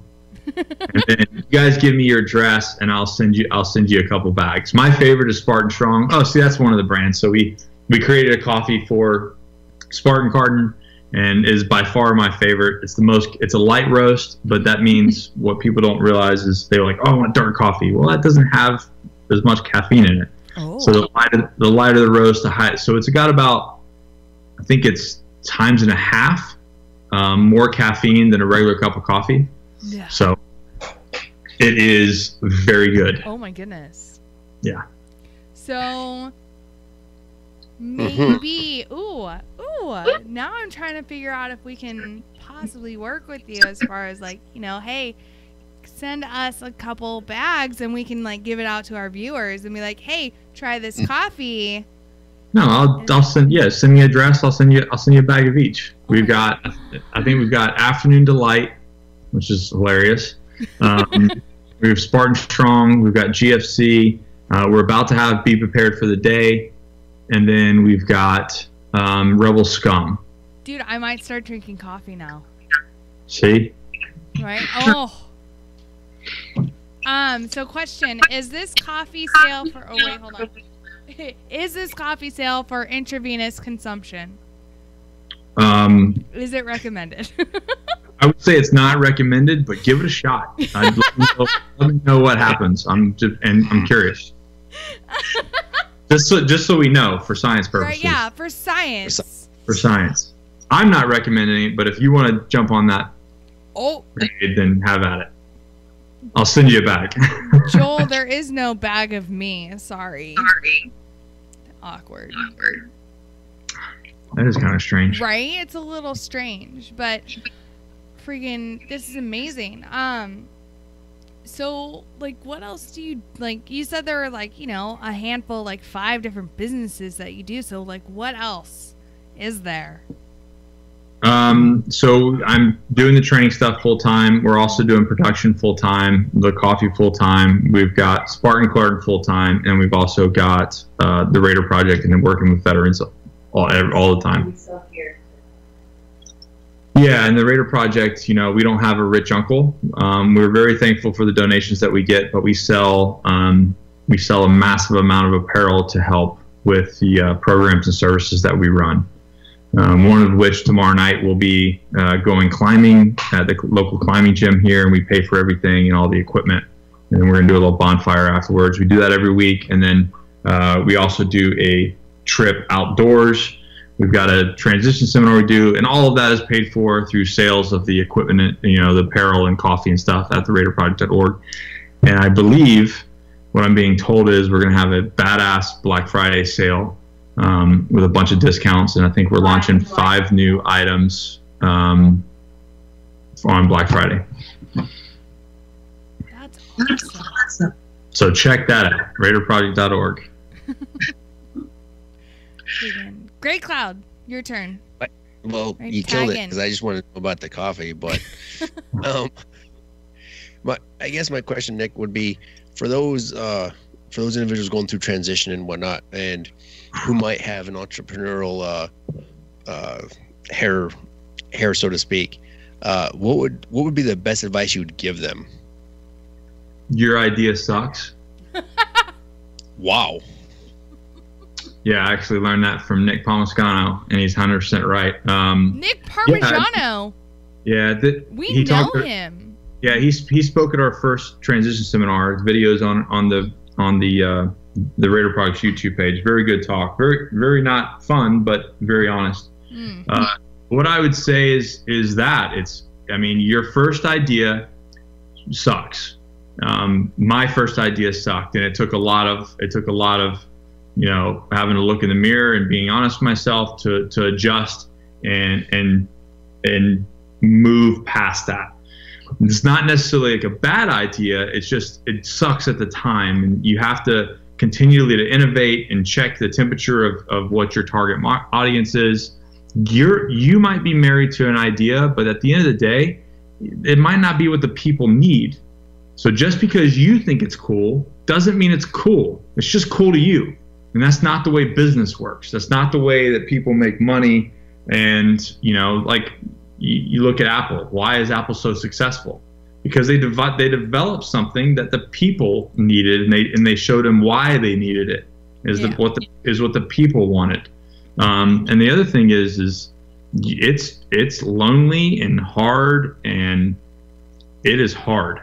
I quit a job making a stupid amount of money to work for free. And if you don't enjoy that, then entrepreneurship is not for you. I mean, the struggle is real, but you have to enjoy that struggle. I mean, you have to really love the fight of growing something and working for yourself. Because if that's what stresses you out, then it ain't for you. Just go work a 9 to 5, and for 20 years, and Jesus Christ, it sounds like suicide to me. But if you don't, because the thing is like if you own your own business, there's never an off button. There's never an off button, and there's never like this point of arrival. You're like, well, I'm gonna do this, and I made it. Talk to anybody that's successful, and they go, no, when was the time that you said, oh, I made it? There isn't any time. Everything is just a slow uptick, but guess what? When you get up top here, vice being down here, there's just as much bullshit. You're just paying more. You're paying more people. You've got more problems. But at the end of the day, if you don't continue on that, then, you're going to go back down. So that you have to continually struggle and continue to work for it. So if you don't enjoy the journey, don't do it. That's what's fun. That's what makes it exciting for me. Is it's just this one, mission outside the wire. You're just constantly grinding it out. Constantly going. Yeah. Well, and I understand that, just being with WTF Nation Radio. Like, we're not getting paid for this, and I understand that struggle. Like, just constantly like going up, and just trying to get a foothold into this. There's a couple questions from Facebook Live. So Brian Young wants to know, do you have any thoughts on the military lowering standards for entering the military, and how it will affect the actual readiness of the military? I can say that I don't agree with it, because especially from my background. But at the end of the day, this is what happens. We lower standards, and then we raise standards. And if you look over the last 20 years, that stuff has kind of gone, it's fluxed back and forth. Yeah. I came in the Clinton era, and they lowered standards, and that's how I got here. That's how I made it. I had to work for it. It took me 2 years, but I had 2 felonies. I had a GED. I had to go to college. I had drug waivers. I had, all kinds of it was obscene how hard it was me to get in. But because they were allowing those waivers, that when I believe when Bush took over, they canceled all that. Yeah. So I wouldn't have been, a year or 2 years later, I wouldn't be able to come in. So it ebbs and flows, and I try not to get wrapped around the axle, because at the end of the day, they kind of weed themselves out. And I've seen it, even the people when they had high entry standards, and they got, a piece of shit came to the unit, you're always going to have that 10%, and they take care of themselves. Of course, we have to deal with them, but, Right. And then another question from Brian Young again. Do you feel that companies are as welcoming to veterans as they put out to the media?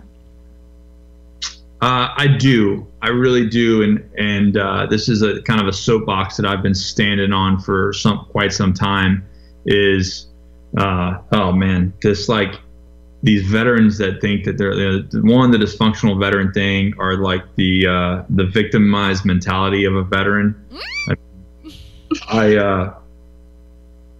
Like, listen, man, like nobody owes you anything, and you signed the dotted line. Last I know, there was no draft. Like you signed up, and if you stayed over 4 or 5 years, then you signed up twice. So like the VA doesn't do this. I get it. I'm with you. The VA sucks. Not all of them do, but most of them do. And they could be better. But at the end of the day, man, like you're your own person. Handle your stuff. You're not a victim. Like, get over it. Here's what I tell people. Like, companies do want to hire people, hire veterans, because we have the best work ethic. We have the highest aptitude to learn anything. Like, yeah, I might not know it, but I can learn anything. If you teach me, I can do it. And because of those reasons. So because I can adapt, because I have a work ethic, and because I have the aptitude to learn, that is an experience in the regular world that, not to knock college kids, but it's a lot more than having a 4-year degree. And working with recruit military and hire heroes and all that kind of stuff, it actually is one of the easiest things that I can do is find a veteran job.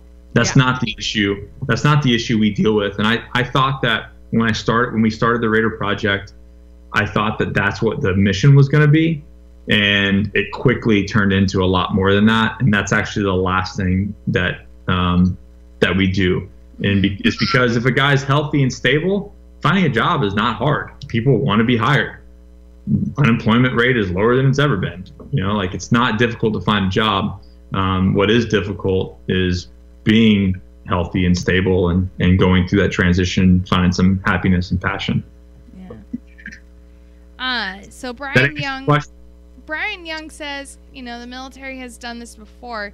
You get in and it worked. I personally believe that waiver soldiers are good wartime soldiers and not good garrison soldiers. What do you think? So I'll say this. What is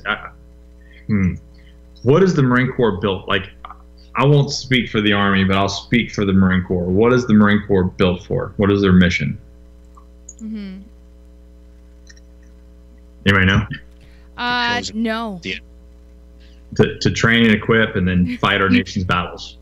So I don't know what garrison means, really. I know that I'm either training for war, I'm prepping for war, or I'm going to war. So I'll leave it at that. Right. I mean, okay, when it comes to like Army though, like I can kind of understand the garrison side since, I was MedCom. So I worked in the hospital, and there was a difference between, when we would deploy versus when we were stateside. And like, even if we were overseas, like in Europe or whatnot, it's still considered stateside because we weren't deployed. Right. And it was a completely different mentality from one to the other. So I can kind of understand like how there would be a difference between like wartime versus garrison. Whereas, and having brothers that like my actual brothers who are former Marines, I understand where you're coming from, where you're saying, we're constantly training for wartime. There is no downtime. It's constant wartime training. Right. So I get that. I mean, I hear this stuff like, well, you didn't do this, or you didn't do that. And it's like, okay. I feel like sometimes, especially like in the Marine Corps, we're the worst about it, but sometimes a certain group of Marines will kind of lose sight of what our purpose is. Yeah. And I see what you mean. If like you have a job like in a hospital, or if you have a job like you need to do your job. Like at the end of the day, that just comes down to work ethic. If you're that doesn't even make any sense to me. If you're in a support role, then be in a support role and do your job and take pride in for what you do and the people that you serve. And if you're not doing that, well, then you shouldn't be I wish you could fire people, but unfortunately you can't. Right. But in a normal job, that's, if we weren't in the business of spending treasury dollars and the military had to show a profit and loss statement at the end of the year, when you came across people like that, you would, they would get fired. Right. Yeah.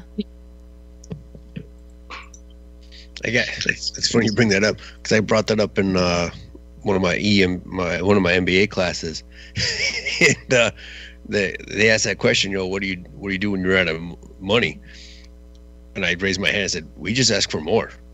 And he looked at me like I was crazy. I said, DOD. I mean, come on, that's literally what we do. We ask for more money when we run out. Yeah. And that's a concept that, I feel like me personally, I feel like I get away with a lot because of that. And there's a lot of things that go unchecked, and people do a lot of things that go unchecked because we are in the business of spending treasury dollars, and we don't have to, people don't have to be accountable for their actions to each other. They don't have to be accountable for their actions for, T&E. And then I think that's kind of a tragedy. I think, if you looked at it more like even conceptually, like, hey, we're spending taxpayers' dollars, conceptually, like, I feel like people would maybe act a little different. Yep. And especially towards each other.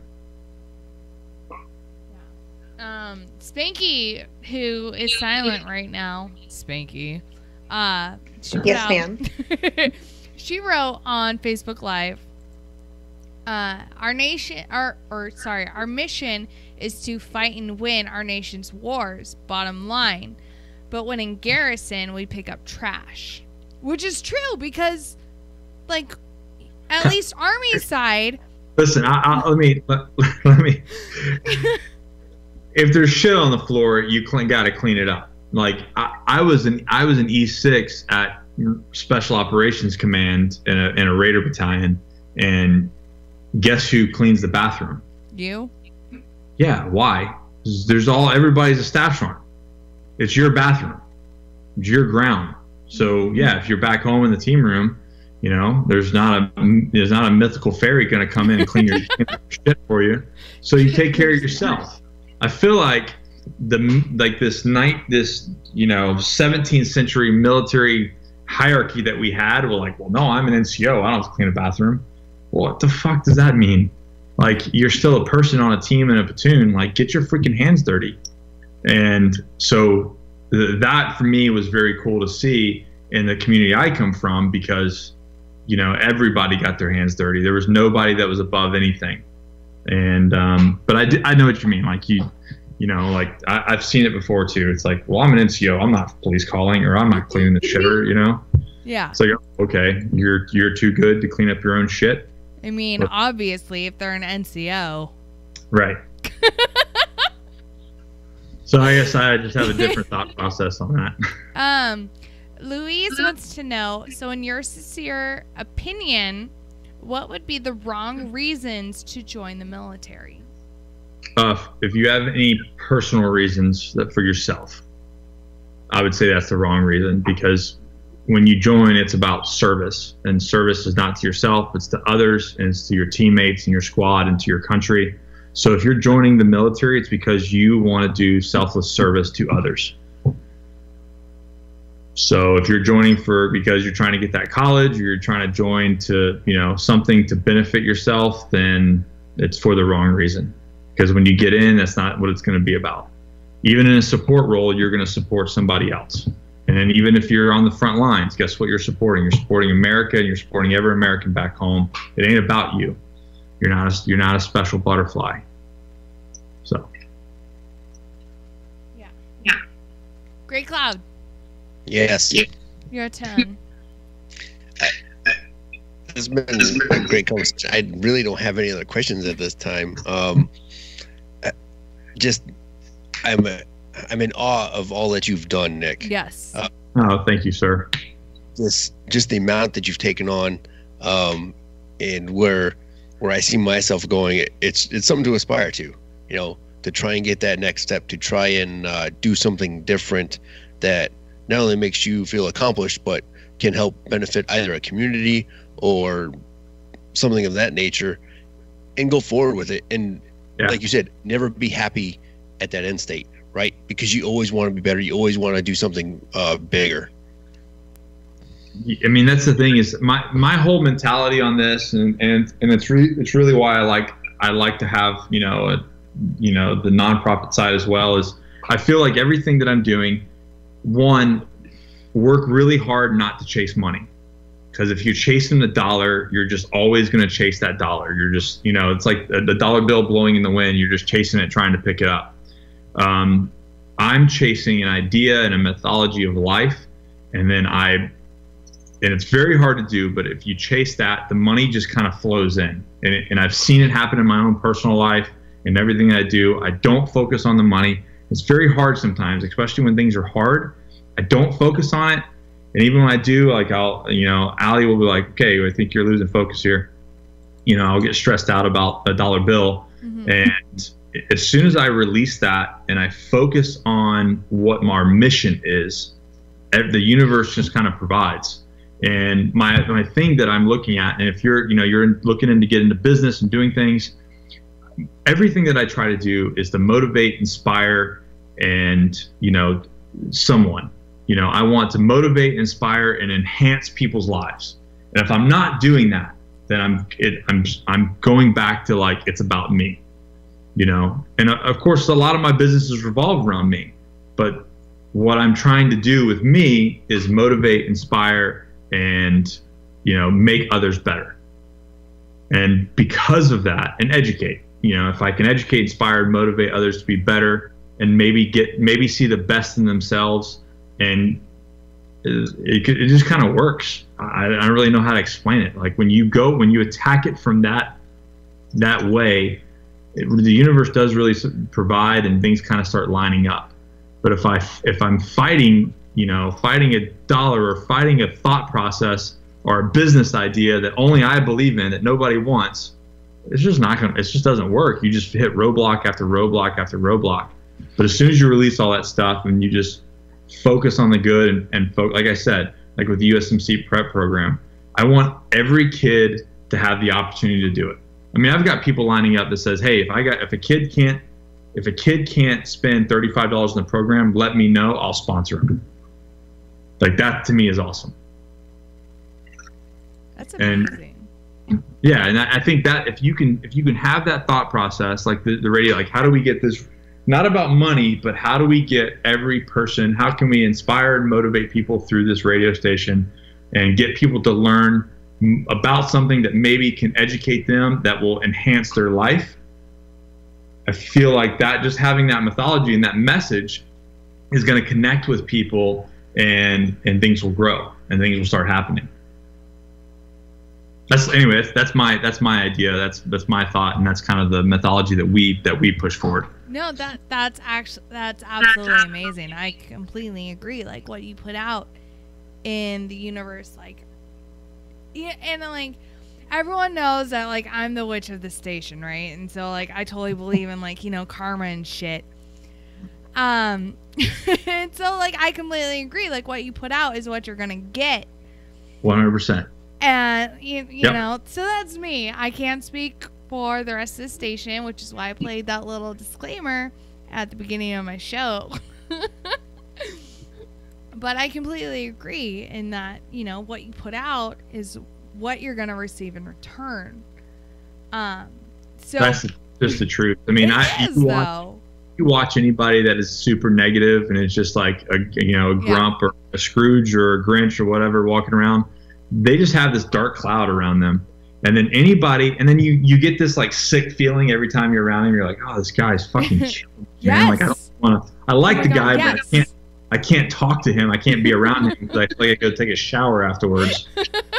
Anybody that you ever walked in, you ever met somebody that after the conversation, you're just like, holy shit, I need to work harder. Like I got all these ideas now, and like I feel like motivated and energized, and that's positive energy. Like it feeds off people. So you're absolutely correct. There is, I don't know about all the witch stuff or like whatever, but I know that there's energy in the world, and I definitely try to push towards the positive side, and I don't ever want to engage with anybody that leaves me with like a icky feeling, like I feel drained, like I need to take a nap. Yeah. If I need to like take a nap or time out after I talk to somebody, I usually don't talk to them again. I look for people that I get energized and I feel recharged after I talk to them. Absolutely. That's the kind of person that I want to be. Yeah. Okay, so Brian Young has another statement. So he says that he's going into the human resources field. Do you think the VA would be a good place to work to be the one to help it better, or should people stay in the private sector since the assistance being given is faster, and should it help more people? That's a tough one, because it's like, I'm all for it because I hear all these people complaining about the VA, and my whole thing is like, if you're, it's like the military thing. If you come up with a problem, you're just bitching about a problem, but you don't have any solution, shut the fuck up. Like, so if you're gonna say, you're gonna complain about an issue, then be about it. Do something to fix the problem. Don't just sit there and complain about it. So the fact that he's even thinking about going into the VA and going inside the belly of the beast to fight it from the inside, I think that's awesome. And I think that if more people were brave enough to do that, then you would, you might not change the whole system, but wherever you are, you can change the ones around you, and you can change the ones that you have influence over. And if you have that mentality, and then 2 people have that mentality, and 3 people have that mentality, it starts to grow and it starts to change. We need more people like that to get in the system and move up and then run for office. That's how change is going to happen. But the guys that like say, well, it's fucked up, and but I'm not going to do anything about it. Okay, well, shut up. This rant starts to sound familiar. Oh, right? Don't get Great Cloud started, because he'll start. It's just, I feel like that's like Josh and I talk. We did that in the Q&A too. It's like don't be the asshole that's in the team room complaining about a problem, and then the team chief or the ops chief goes, okay, well, what's your solution? Oh, I don't have one. Get the fuck out. Right. Like, just don't be that guy. The fact that was it Brian Young? The fact that he's even thinking about it is commendable. It's a hard fight. I mean, you got to go in knowing that you're fighting a system that goes against your thought process. So know that. Mm-hmm. But the thing is, in the corporate world, it depends on the company too. Like the corporate culture, depending on whatever company you work for, it might have a really shitty corporate culture that is worse than the VA. But there are some companies that have really great corporate culture that are really positive and really forward thinking and work together. So it really all just depends on where you end up. Right. So Luis, okay, well, really quick. One, Ricardo, it is a Darth Vader teddy bear, so it's gonna be more than that. 2, but so Nick, sorry, the auction has still been going very well in Facebook Live, right? Yes. I think your beard has hit out to like $500, by the way. I have not been paying attention. But Louise would like to know, would you recommend your fitness program for firefighters and other public service members? Absolutely. And now go back to this as a foundation of physical fitness. The USMC prep is what it is. I mean, you are building a foundation of really solid physical fitness. What I would like to do is know what their requirements are, and then we could probably tailor it to a little bit more about their specific requirements, because that's what we've done. Is we've reverse engineered the requirements and built training, smart training, not just like military training where you're like, smoke a cigarette, put it out, and go run 3 miles. Oh, I love the one. You want to get better at push-ups? Do more push-ups. No, that's not the way it works. That's not how athletes train. And any first responder, military member, any of those, we all consider them tactical athletes. You are an athlete. You are not just a military member. You're not, but you are a tactical athlete. And so that's how you train for those things, is that you reverse engineer requirements and you build a training platform that meets those things without having to, overuse and you have injuries and all kinds of silly stuff. But as a general thing, the prep course, it does build a very solid foundation, and that's kind of what we stand on, is that, and then we kind of go from there. So depending on where guys are going, some guys are going to go from that. They're going to get in. They're going to start the Raider prep program. Some guys are going to go do that. Some of the recon contracts are going to run the USMC prep program 2 times. So 12 weeks, retest, get your new scores, set a new baseline, do it 12 weeks again to increase, and then do the recon prep once that comes out. So as I said, it's a foundation. So the answer is yes, but I'd like to know what their tests and requirements are for their specific job, and then go from there.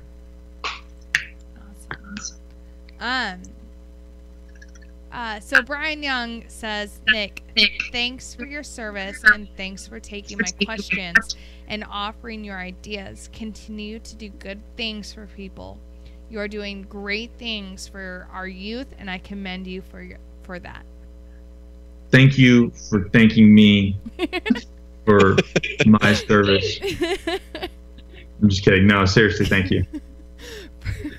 Right? I totally posted a picture. I was like, hey, thank me for my service. I had a friend, I had a guy from MARSOC. He made his own meme on Veterans Day, and it was like this long thing, but it was basically like, well, thank you for thanking me for thanking me for my service for veteran. It was like, it was very confusing, but I eventually got it. Right?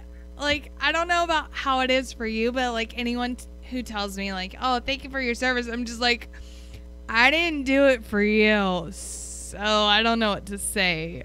You're welcome. Yeah, I've kind of moved past that. And when I first got out, it was super awkward, and I didn't want anybody to thank me. I didn't want anybody, and now I'm just, when you go through some hard times, like I have in my transition, and some really hard times in business and in friendships and everything, and especially when people talk bad about you, man.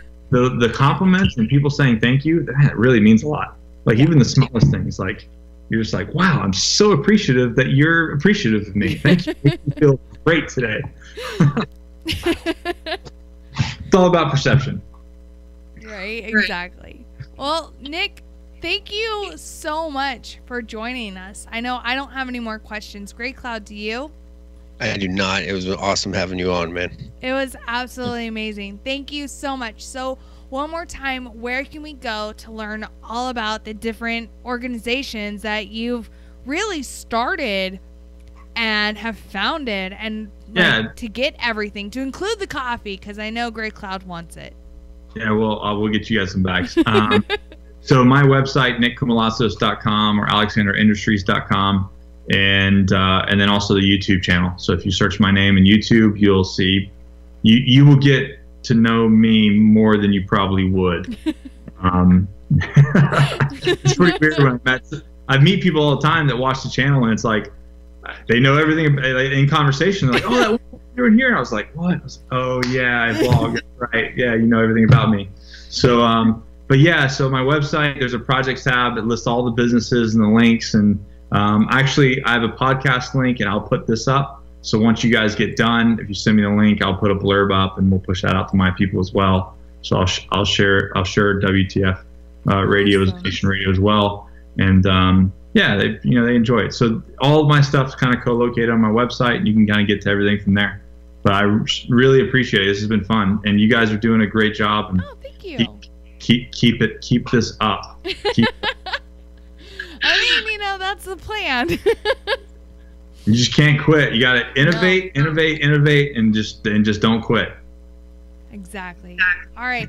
Well, you guys, we will be back. We're going to take a quick break, And while we're gone, listen to some more songs from the veteran band Another Round. So yeah, we'll be back here shortly. Bye, you guys.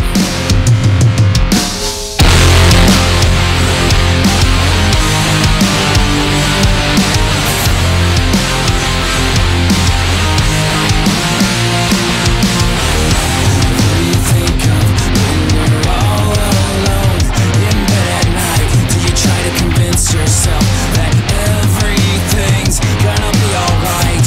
Can you feel that there's a fire burning deep inside? Take the chance, get a better stance, and leave who you are behind. Who you are behind.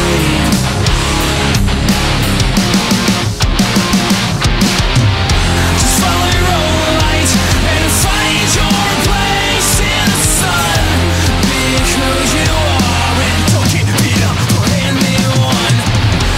They can't take away the strength within you. Don't give up now, you've got to seize this moment. And what do you say when all the guilt has faded away? Will you give yourself a chance to say everything's gonna be okay? Can you see that there's not a thing that you can change? Forget the shame, stop taking the blame, and leave who you are behind. Who you are behind.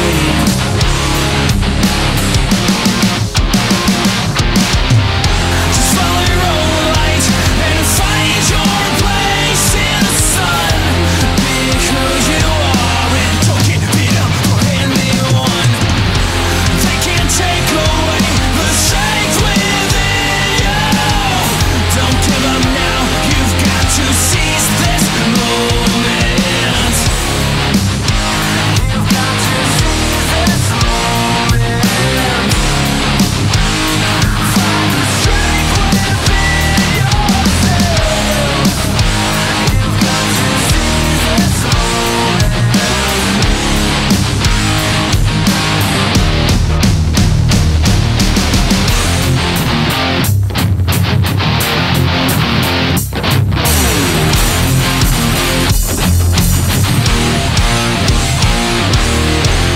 Just follow your own light and find your place in the sun. Because that's how this game called life can be won. You've got all you need, it's right in front of you. The time is now and this is your moment. Just follow your own light and find your place in the sun. Be who you are, don't get beat up for anyone. They can't take away the strength within you. The time is now and this is your moment.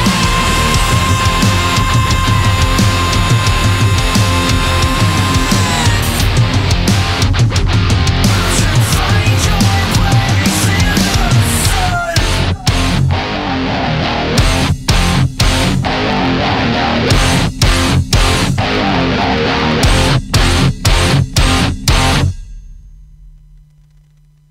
WTF Nation Radio. WTF Nation Radio.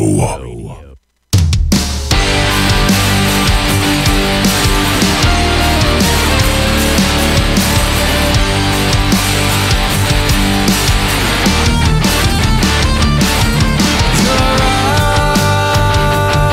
eyes give away the shame inside of all the guilt we try to hide. And I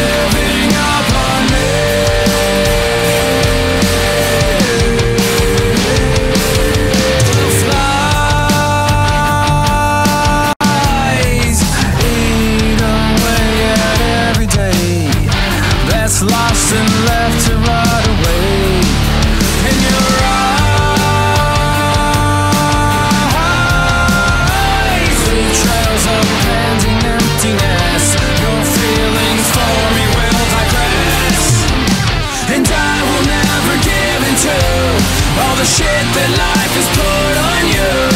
The past will stay where it will die, and bring an end into this goddamn life. I've already given up on you, but never giving up on me.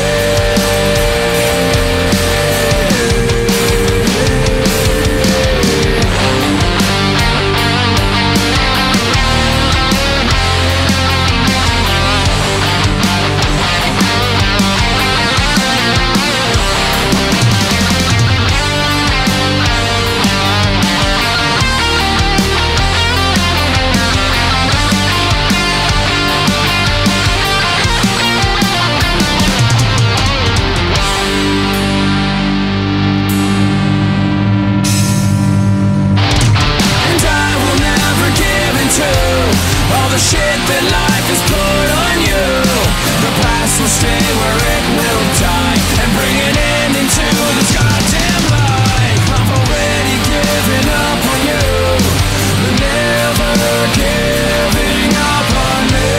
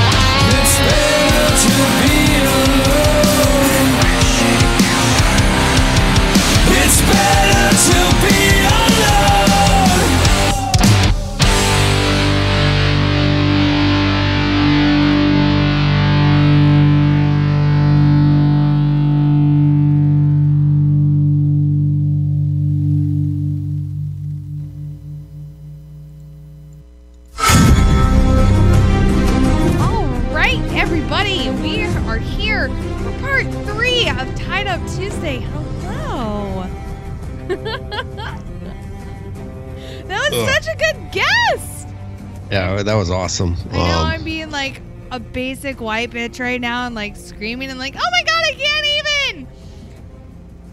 But it really was. I know you just had to like rearrange your headphones. I'm sorry. It's all good. Thanks for joining me back over here, Great Cloud. Yeah. So, no, that was really awesome to have Nick on. It was. He's doing a lot, and he's got a lot of great businesses going on. So, Nation, after we post this up tonight in the podcast, get back out there and check out his sites. And it's still pinned in the top of the Facebook Live comments. So, go over there and check out his sites and see if there's good stuff you want to get. Right? Order that coffee. I know I'm going to order some coffee. You would. I see you've switched to Scotch. I did. I switched to a Scotch, and it is delicious. Like, I see you drink that, and all I think of is Anchorman. Scotch, Scotch, Scotch. Here it goes down into my belly. It is delicious. Ugh. HRC. Not to pick up. Oh. All right. So. Sorry. Because we were busy with many other things, and then we had an awesome guest. Something happened in the first 2 hours of the broadcast. What happened? The college football playoff rankings were released, and we're only going to cover the top 10. Oh, okay, the top 10. Top 10 no, only. But I want the 25. We're not going through the whole 25. We're just going to cover the top 10. But it's only 25. Okay, fine. Okay. Number one, no surprise, because it's the SEC, fucking Alabama. Woo! SEC! Almost lost to Mississippi State. It doesn't matter. Well, okay, which, I mean, it kind of does. It does matter. Because any other team would have been punished for almost losing to another ranked opponent that's lower than them. Not going to lie. Right? Mississippi State showed up. I was so happy for them. Honestly, I was cheering for Mississippi State, and I was like, yes, fucking about yes. 85% of the country. Yes. No, I'm aware. So excited. Two, Clemson. Rolling in at number 2. Interesting. Number three, after a blowout of the previous number 3, Miami. The U is back, apparently. No! Yeah. Miami's number 3? Miami is number 3. They jumped 4 spots. Followed by the last team in, number 4, Oklahoma. No. Yes. Gus is going to be unlivable with.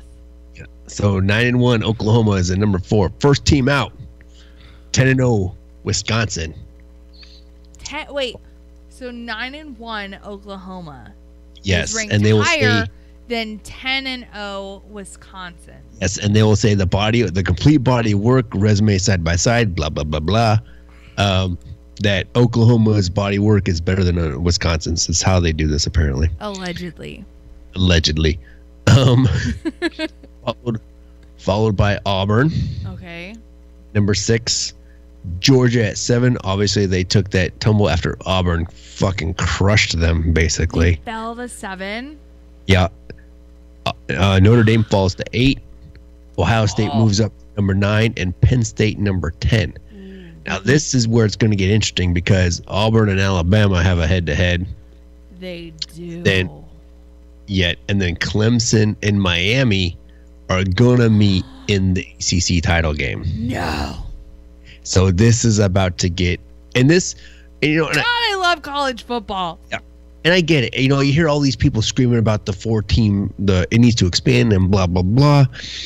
And I heard a really great argument from I think it was Mark. I forget the guy's last name, but I hear it's on Channel 84 on my Sirius XM radio. Mark Packard, and he had a really great point about this. Is that if you expanded beyond 4 teams, right? And let's say you were like an Alabama or an Auburn or a Georgia at this point, right?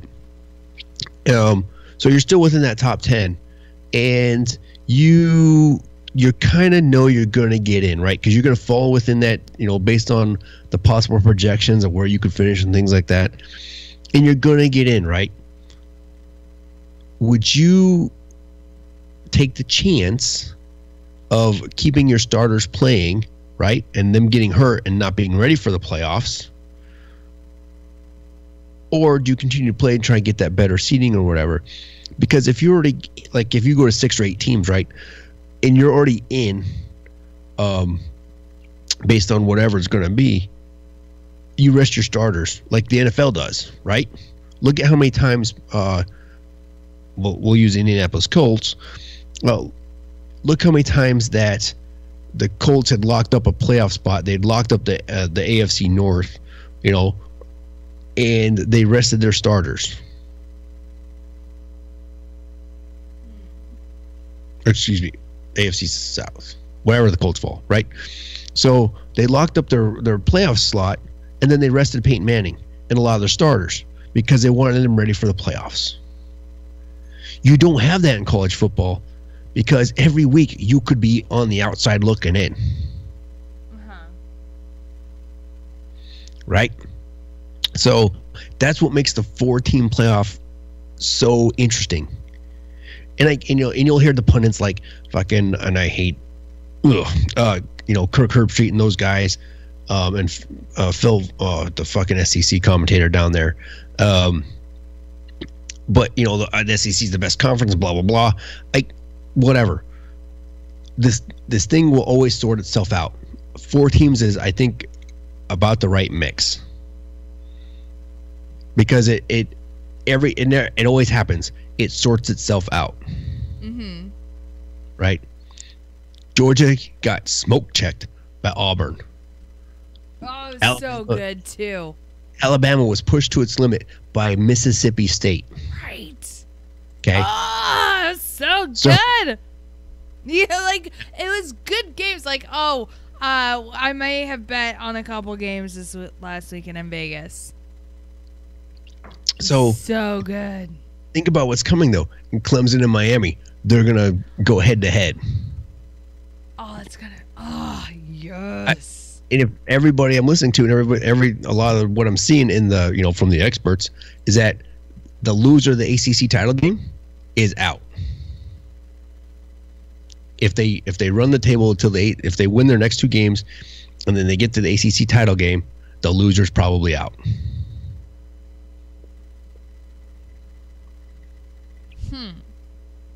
So it goes to show that the 14 playoff format right now is working like it's supposed to. It just does. Yeah. So for all those haters out there, 16, blah, blah, blah, my team didn't get in, woe is me. I got it. When I was looking at it, I got it. A Big Ten team might not get in this year. Oh, poor you. And you know what? That's the way it goes. That's the way it goes. And and I don't care who, you can be on the whatever bandwagon you want, okay? It's going to rotate through the conferences like that. It will. Because the way it's set up. And it's awesome. It really is. And that's all I've got to say about the college football playoff. You totally sound like Forrest Gump. Oh my god. That's all I gotta say about that. I didn't say that badly. Holy cow. Oh my god.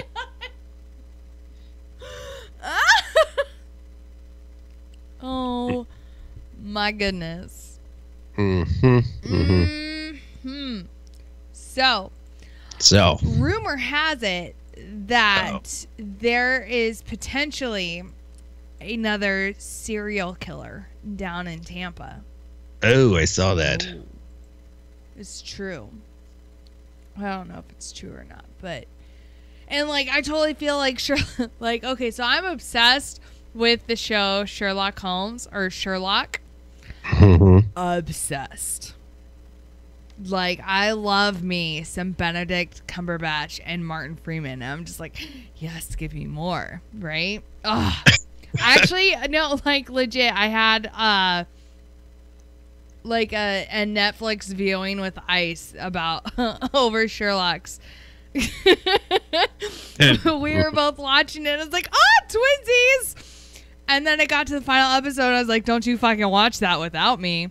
But, since we don't live anywhere near each other, it's like, okay, so Netflix setup time? So we watched it. So, yeah, he's my Sherlock buddy. But I'm kind of like Sherlock when I'm like, new serial killer? Yes. And so a Florida man was walking to church to feed the homeless, is believed to have become, the 4th victim of a serial killer shooting people at random in Tampa. So Ronald Felton, who is 60 years old, was fatally shot just blocks from a memorial honoring 3 people who were killed within days of one another last month in the neighborhood of Seminole Heights, Tampa. A spokesman for the Tampa Police Department, Officer Steve Hegarty, said that it is not known if the shooting is connected to the 3 murders in October, but said it will be treated as such until authorities can rule it out. As police scoured the area for a suspect, residents were told to lock their doors and stay in place. We need folks to think about everything they heard last night and everything they saw this morning, Tampa Mayor Bob Buckhorn said during a news conference Tuesday morning. Quote, "We need to catch this killer before we have to notify one more family that their loved one is dead," unquote. Felton, a father of 3 adult children, was on his way to feed the homeless at New Seasons Apostolic Church, right? Did I say that right? I don't fucking know. Again, I'm the witch of the fucking station, so I don't know. I can't fucking, I don't know. You're doing fine. It's fine. All right, I grew up Presbyterian. I don't know how to say everything else. So anyways, he was on his way to this church when he was shot. His brother James Felton told NBC News. James Felton said when his brother wasn't at his construction job, he spent every Tuesday and Thursday morning at the church feeding the homeless. Oh, that was nice of him. Ronald Felton spoke to... Oh, no, they were twins. Ronald Felton spoke to his twin brother, Reggie, on the phone Tuesday morning about half an hour before the shooting took place. James Felton, again, Ronald Felton's brother, said the people Ronald worked with at the church were already there, and they heard 4 shots. At approximately 5 a.m. Tuesday morning, police patrolling the area received a call of shots fired and were at the scene within minutes. Fucking serial killer. Like it's sad because, you know, someone died, but at the same time it's like, oh, serial killer. Yes. And like I'm fucking obsessed with, you know, investigation discovery and all of that jazz. So this is gonna end up on there. Oh, especially if it's true. It's like, where's Sherlock Holmes when we need him? Great Cloud.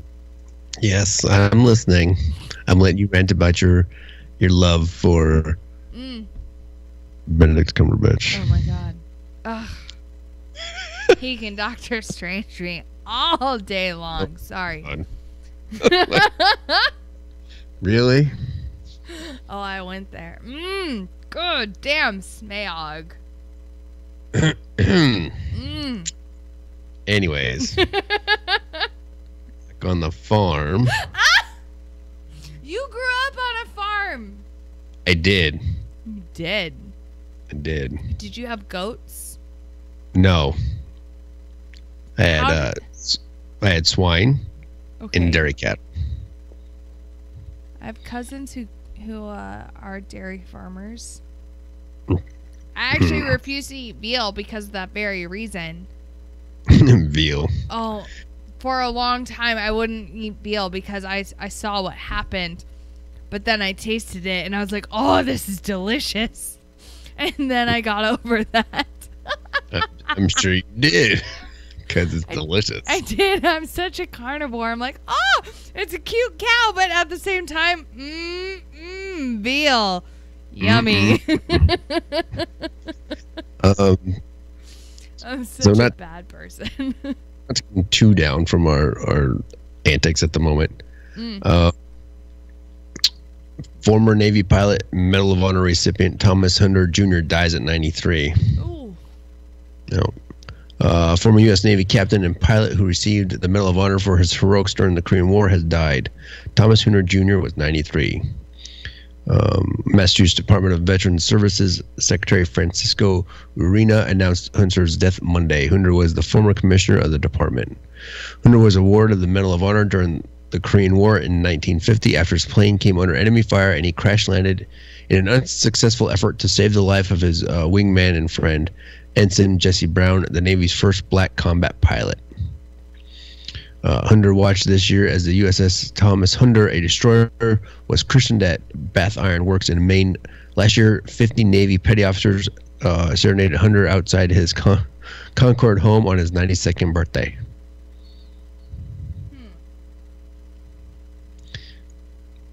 Interesting that 50 Navy petty officers serenaded him. But, again, we're losing these American badasses. Right. Yep.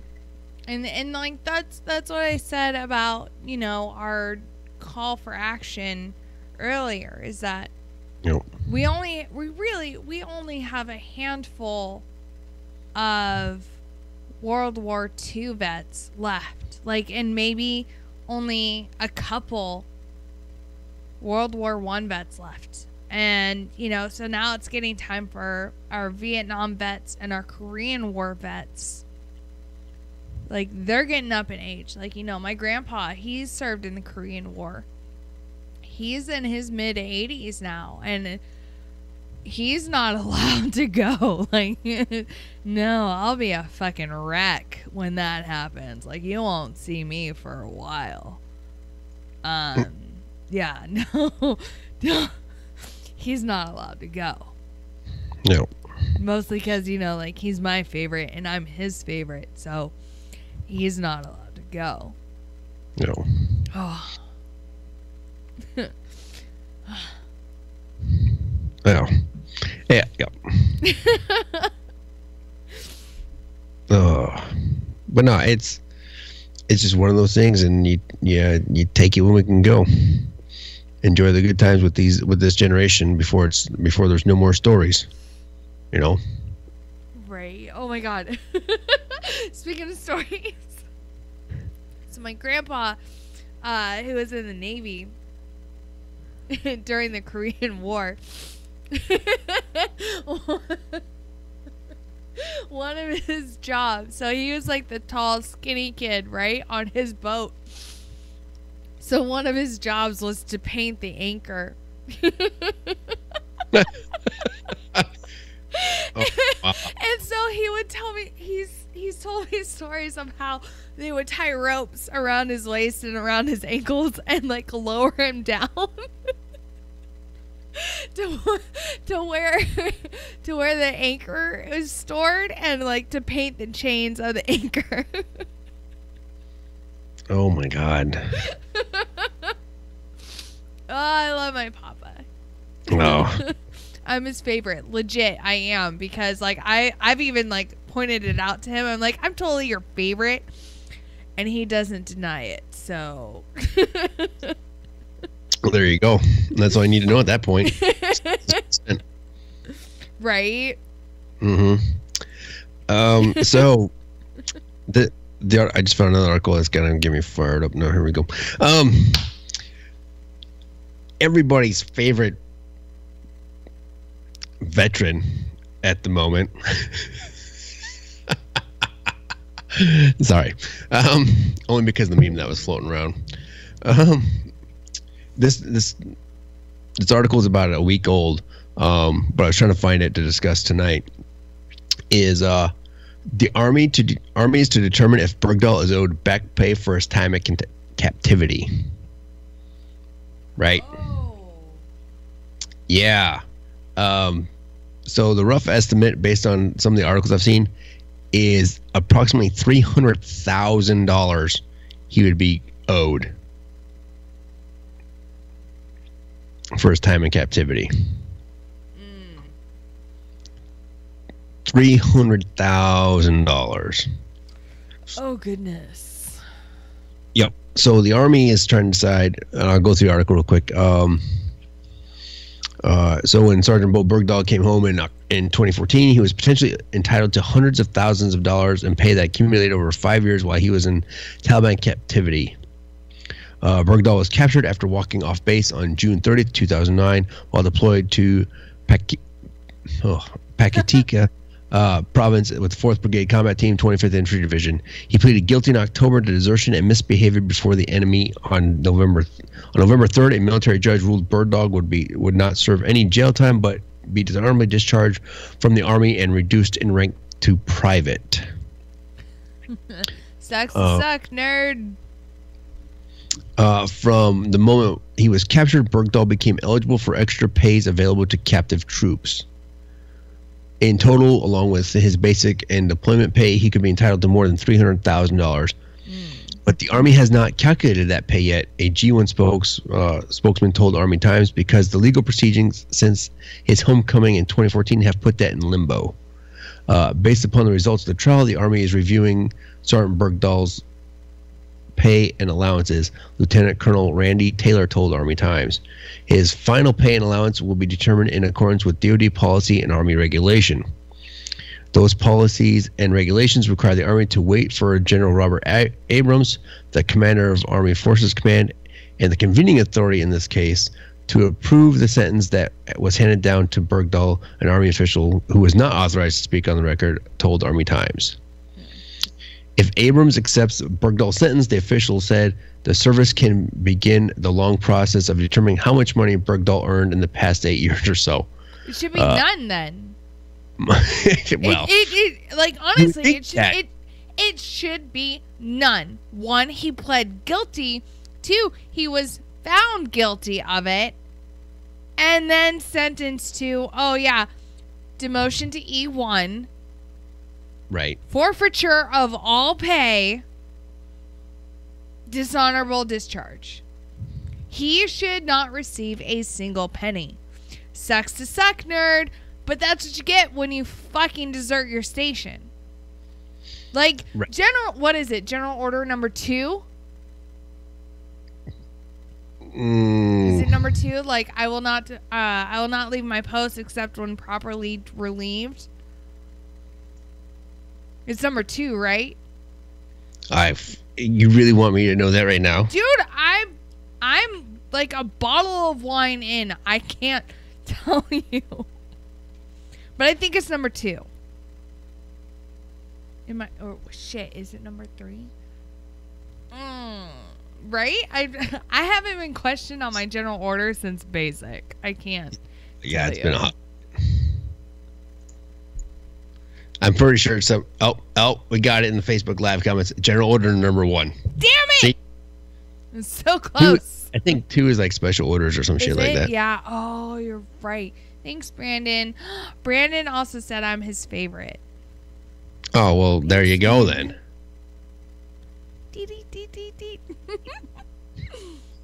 You're my favorite, Brandon. Wow. Exactly, Brandon. Well, shut up.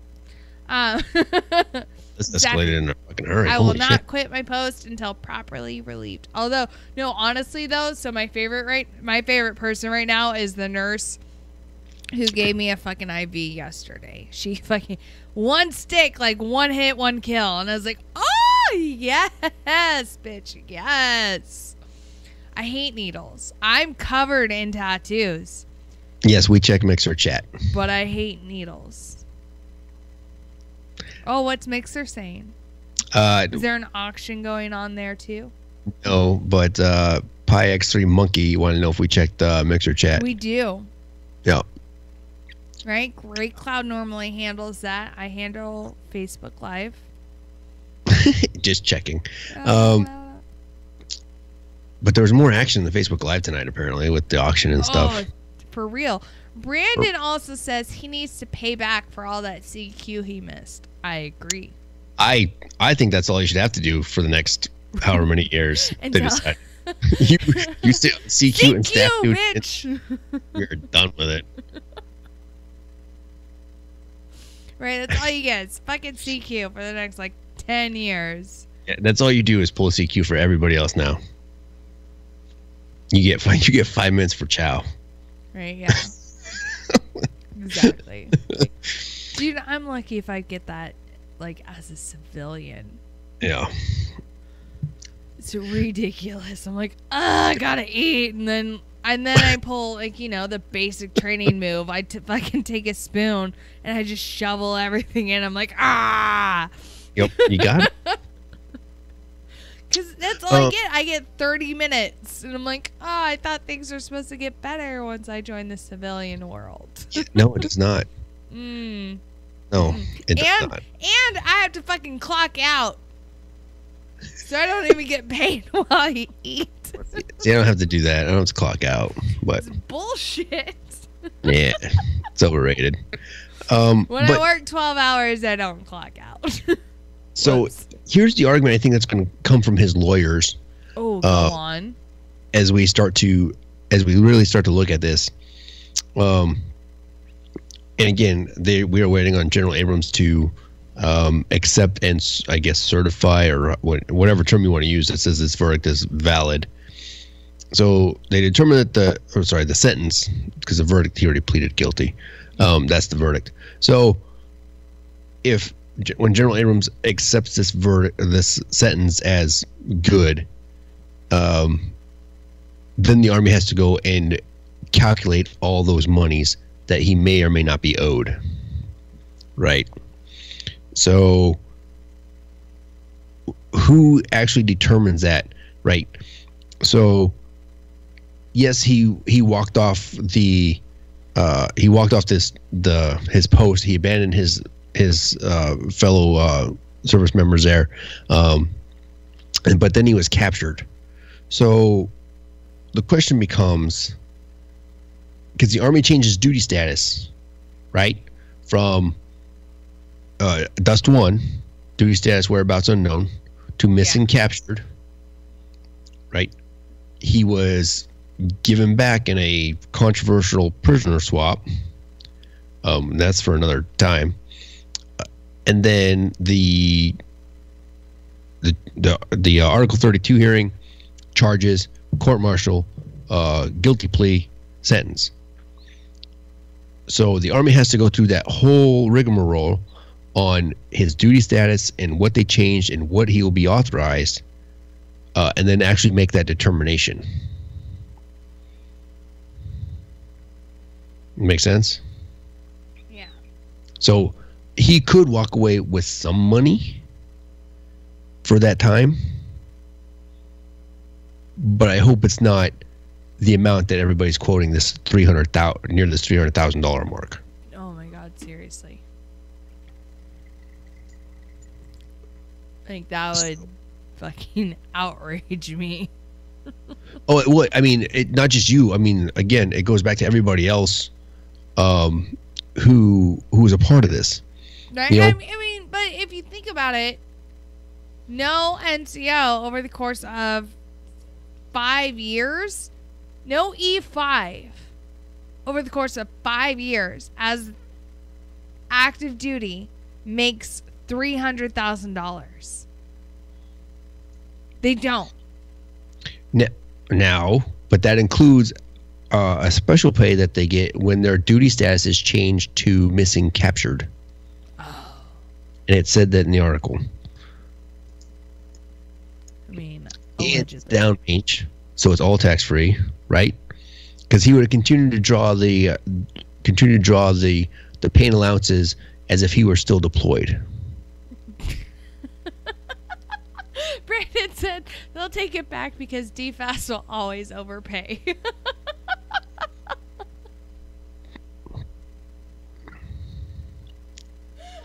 Yep. I mean, he's not wrong. No. Well, you never know. But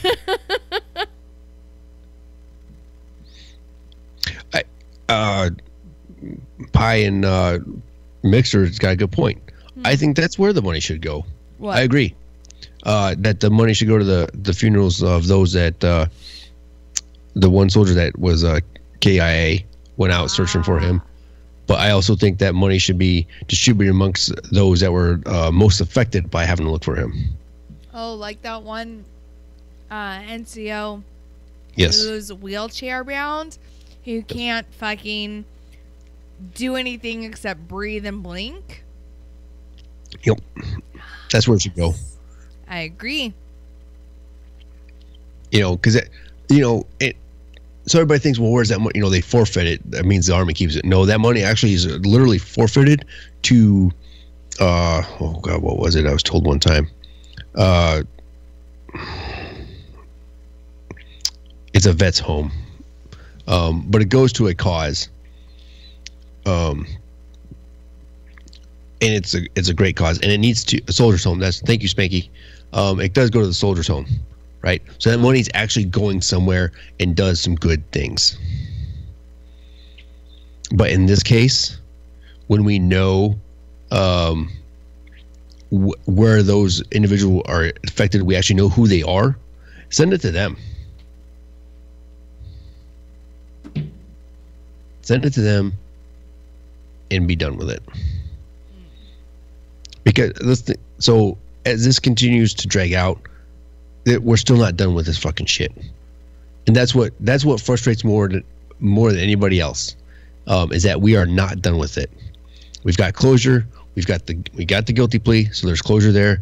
We got the sentence. It wasn't a great sentence, and it wasn't what everybody wanted, but we got the sentence.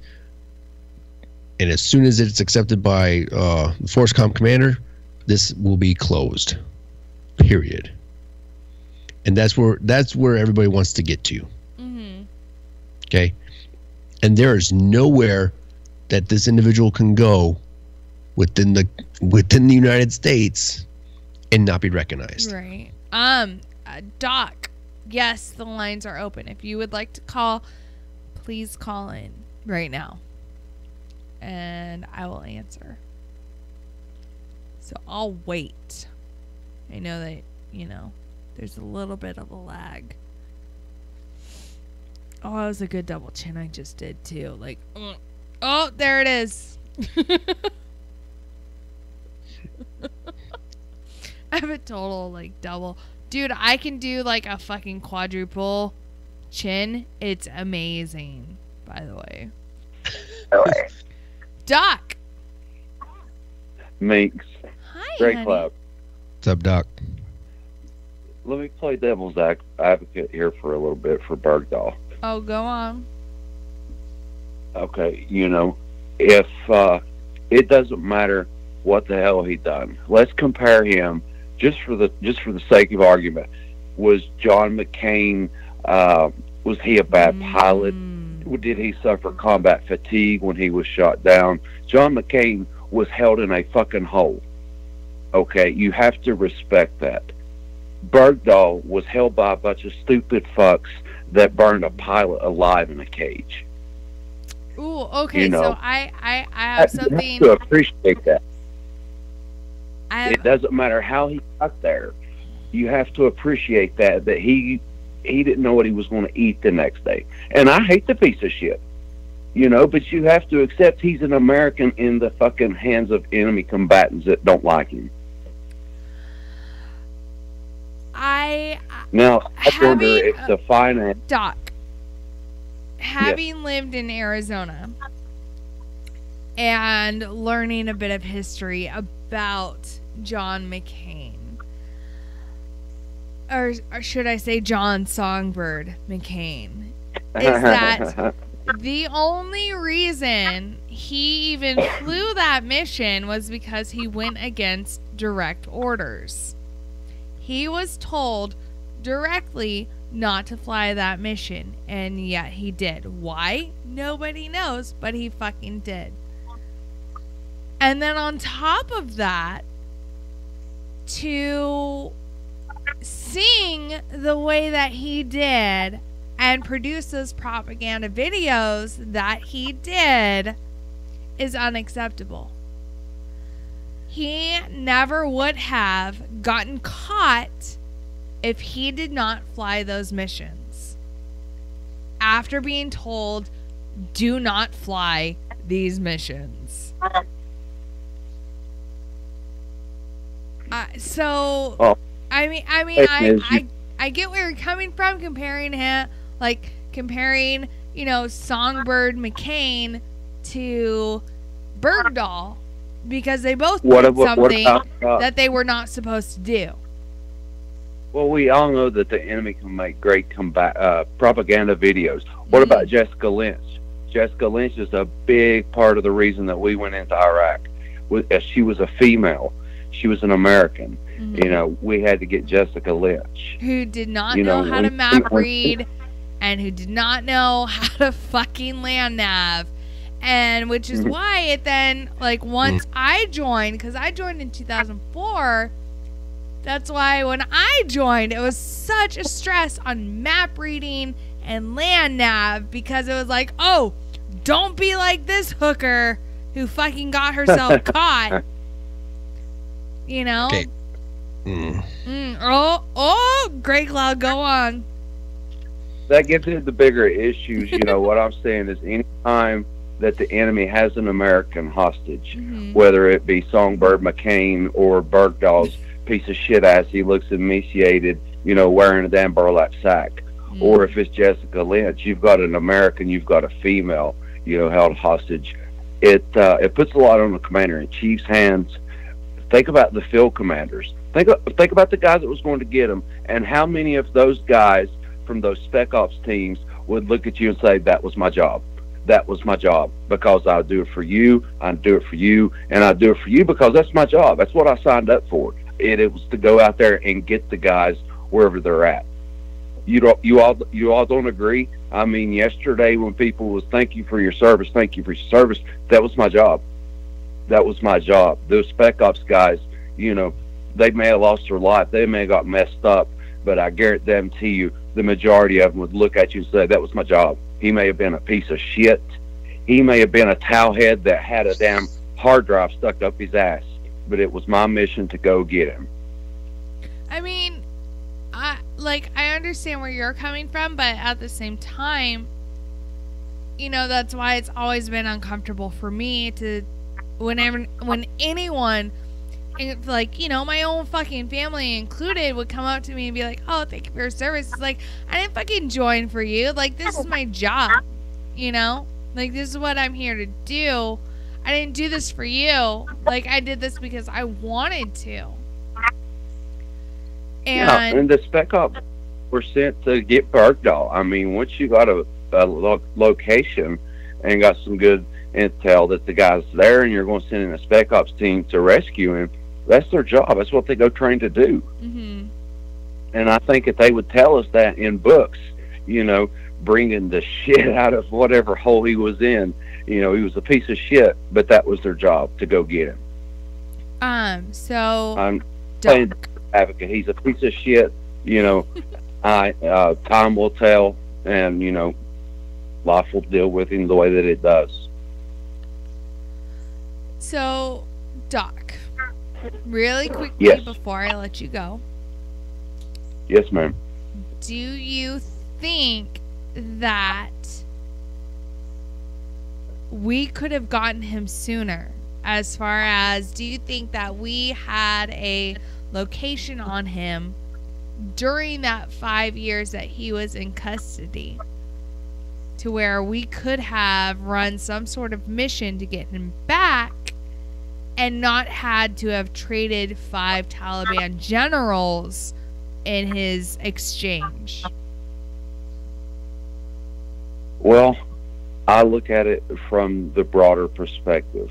Mm-hmm. I wasn't brass, but I led a lot of troops on the ground. Mm-hmm. And when there are decisions like that to be made all the way up to the full bird level, think of it from your position, just like pulling the code on a patient. That physician or that colonel has a lot on him right then and there. He's got an American he has to get. That physician has to have that patient saved. All the way up to the commander-in-chief, because then it gets in the media. And the same time they're showing burning this Jordanian pilot, they're showing this lone American. And the whole time, social media and the veteran community saying, oh, he's a piece of shit, he's a piece of shit. And he is a piece of shit. But in the whole realm of things, he was an American. He was being held captive by people that would make those propaganda movies and show what they were capable of. Mm-hmm. I hate him. He's a piece of shit. But he's an American. He's back on American soil. And let the Army take all of his taxes out so that he gets a big tax return and writes a fucking book. Fuck him. It's a good conversation piece. I love it. I think he's a piece of shit. I hate that people lost their lives trying to rescue him. But I guarantee if those gentlemen were here, they would say, that's my job. That's why I did all of that training. That's why I put that green beret on, or that's why I put that trident on. That's what the fuck I wanted to do. But no, I get that. And I think if, a brother or sister was legitimately captured, while on patrol, or if they had been ambushed, I understand. And I can comprehend that loss of life, looking for and searching for that brother or sister who got captured. But when it comes to someone who walked off the fob because they're trying to bring awareness, quote unquote awareness, to toxic leadership, which is the excuse that he gave, that's not a good reason for loss of life. It's not a good reason for, lifelong disability. Let me give you a scenario of how that could unfold on the battlefield. We'll take Jane Doe, and Jane Doe got pregnant and had a kid 5 months before we deployed. Jane Doe didn't get back in physical shape. So the guys in the platoon know that Jane Doe's a liability because she didn't get PT standards. And if Jane Doe falls back 20 meters on a march and we lose Jane Doe, why? Because we didn't train her to standards, because we had to let her in our platoon because we needed female integration. Nevertheless, Jane Doe's gone. She's an American. She's unaccounted for. And we've got to get Jane Doe back. You know, Bergdahl may have been a piece of shit, and who knows what exactly happened. All I'm saying is he was an American. Was it worth the shit that was in Gitmo? I don't know. That wasn't my decision to make. He was, you know, we can all armchair quarterback. It was another American that was held captive back on American soil. I said the first thing that he got here was kiss the fucking ground like a lot of us did. I mean, you have to appreciate the fact that he was held captive somewhere 5 years. It's hard to tell where it's at. If it was in a cave, a cage, what he was fed, you know, who knows? He's cut off from everything. Probably not even have electricity and doesn't know where he's, if anyone's going to find him, where he's at. His location's been moved. You know, it's all history now. Yeah. But we'll never know. Doc, thank you so much for calling us. Oh, thanks for the conversation, Oh, man. of I enjoy course. the show. I Keep up the good- love having you call in because you bring this like different view of things, and I completely understand where you're coming from, and you and I may not always agree 100% on everything, but I can understand where you're coming from. And like even with this, I understand where you're coming from, and you know, like it's agree to disagree on a couple things. Most definitely. Open and fair debate. Yep. I love it. And I love that we're able to remain civil through all of this. Most definitely. You have a good night, mate. Be great, You Cloud. too, Doc. Love you. Hey, Doc. Bye. Well, nation, it is that time for housekeeping. So, we do have a show 7 nights a week. I know, right? Like, I'm kind of like, but it's okay. It's okay.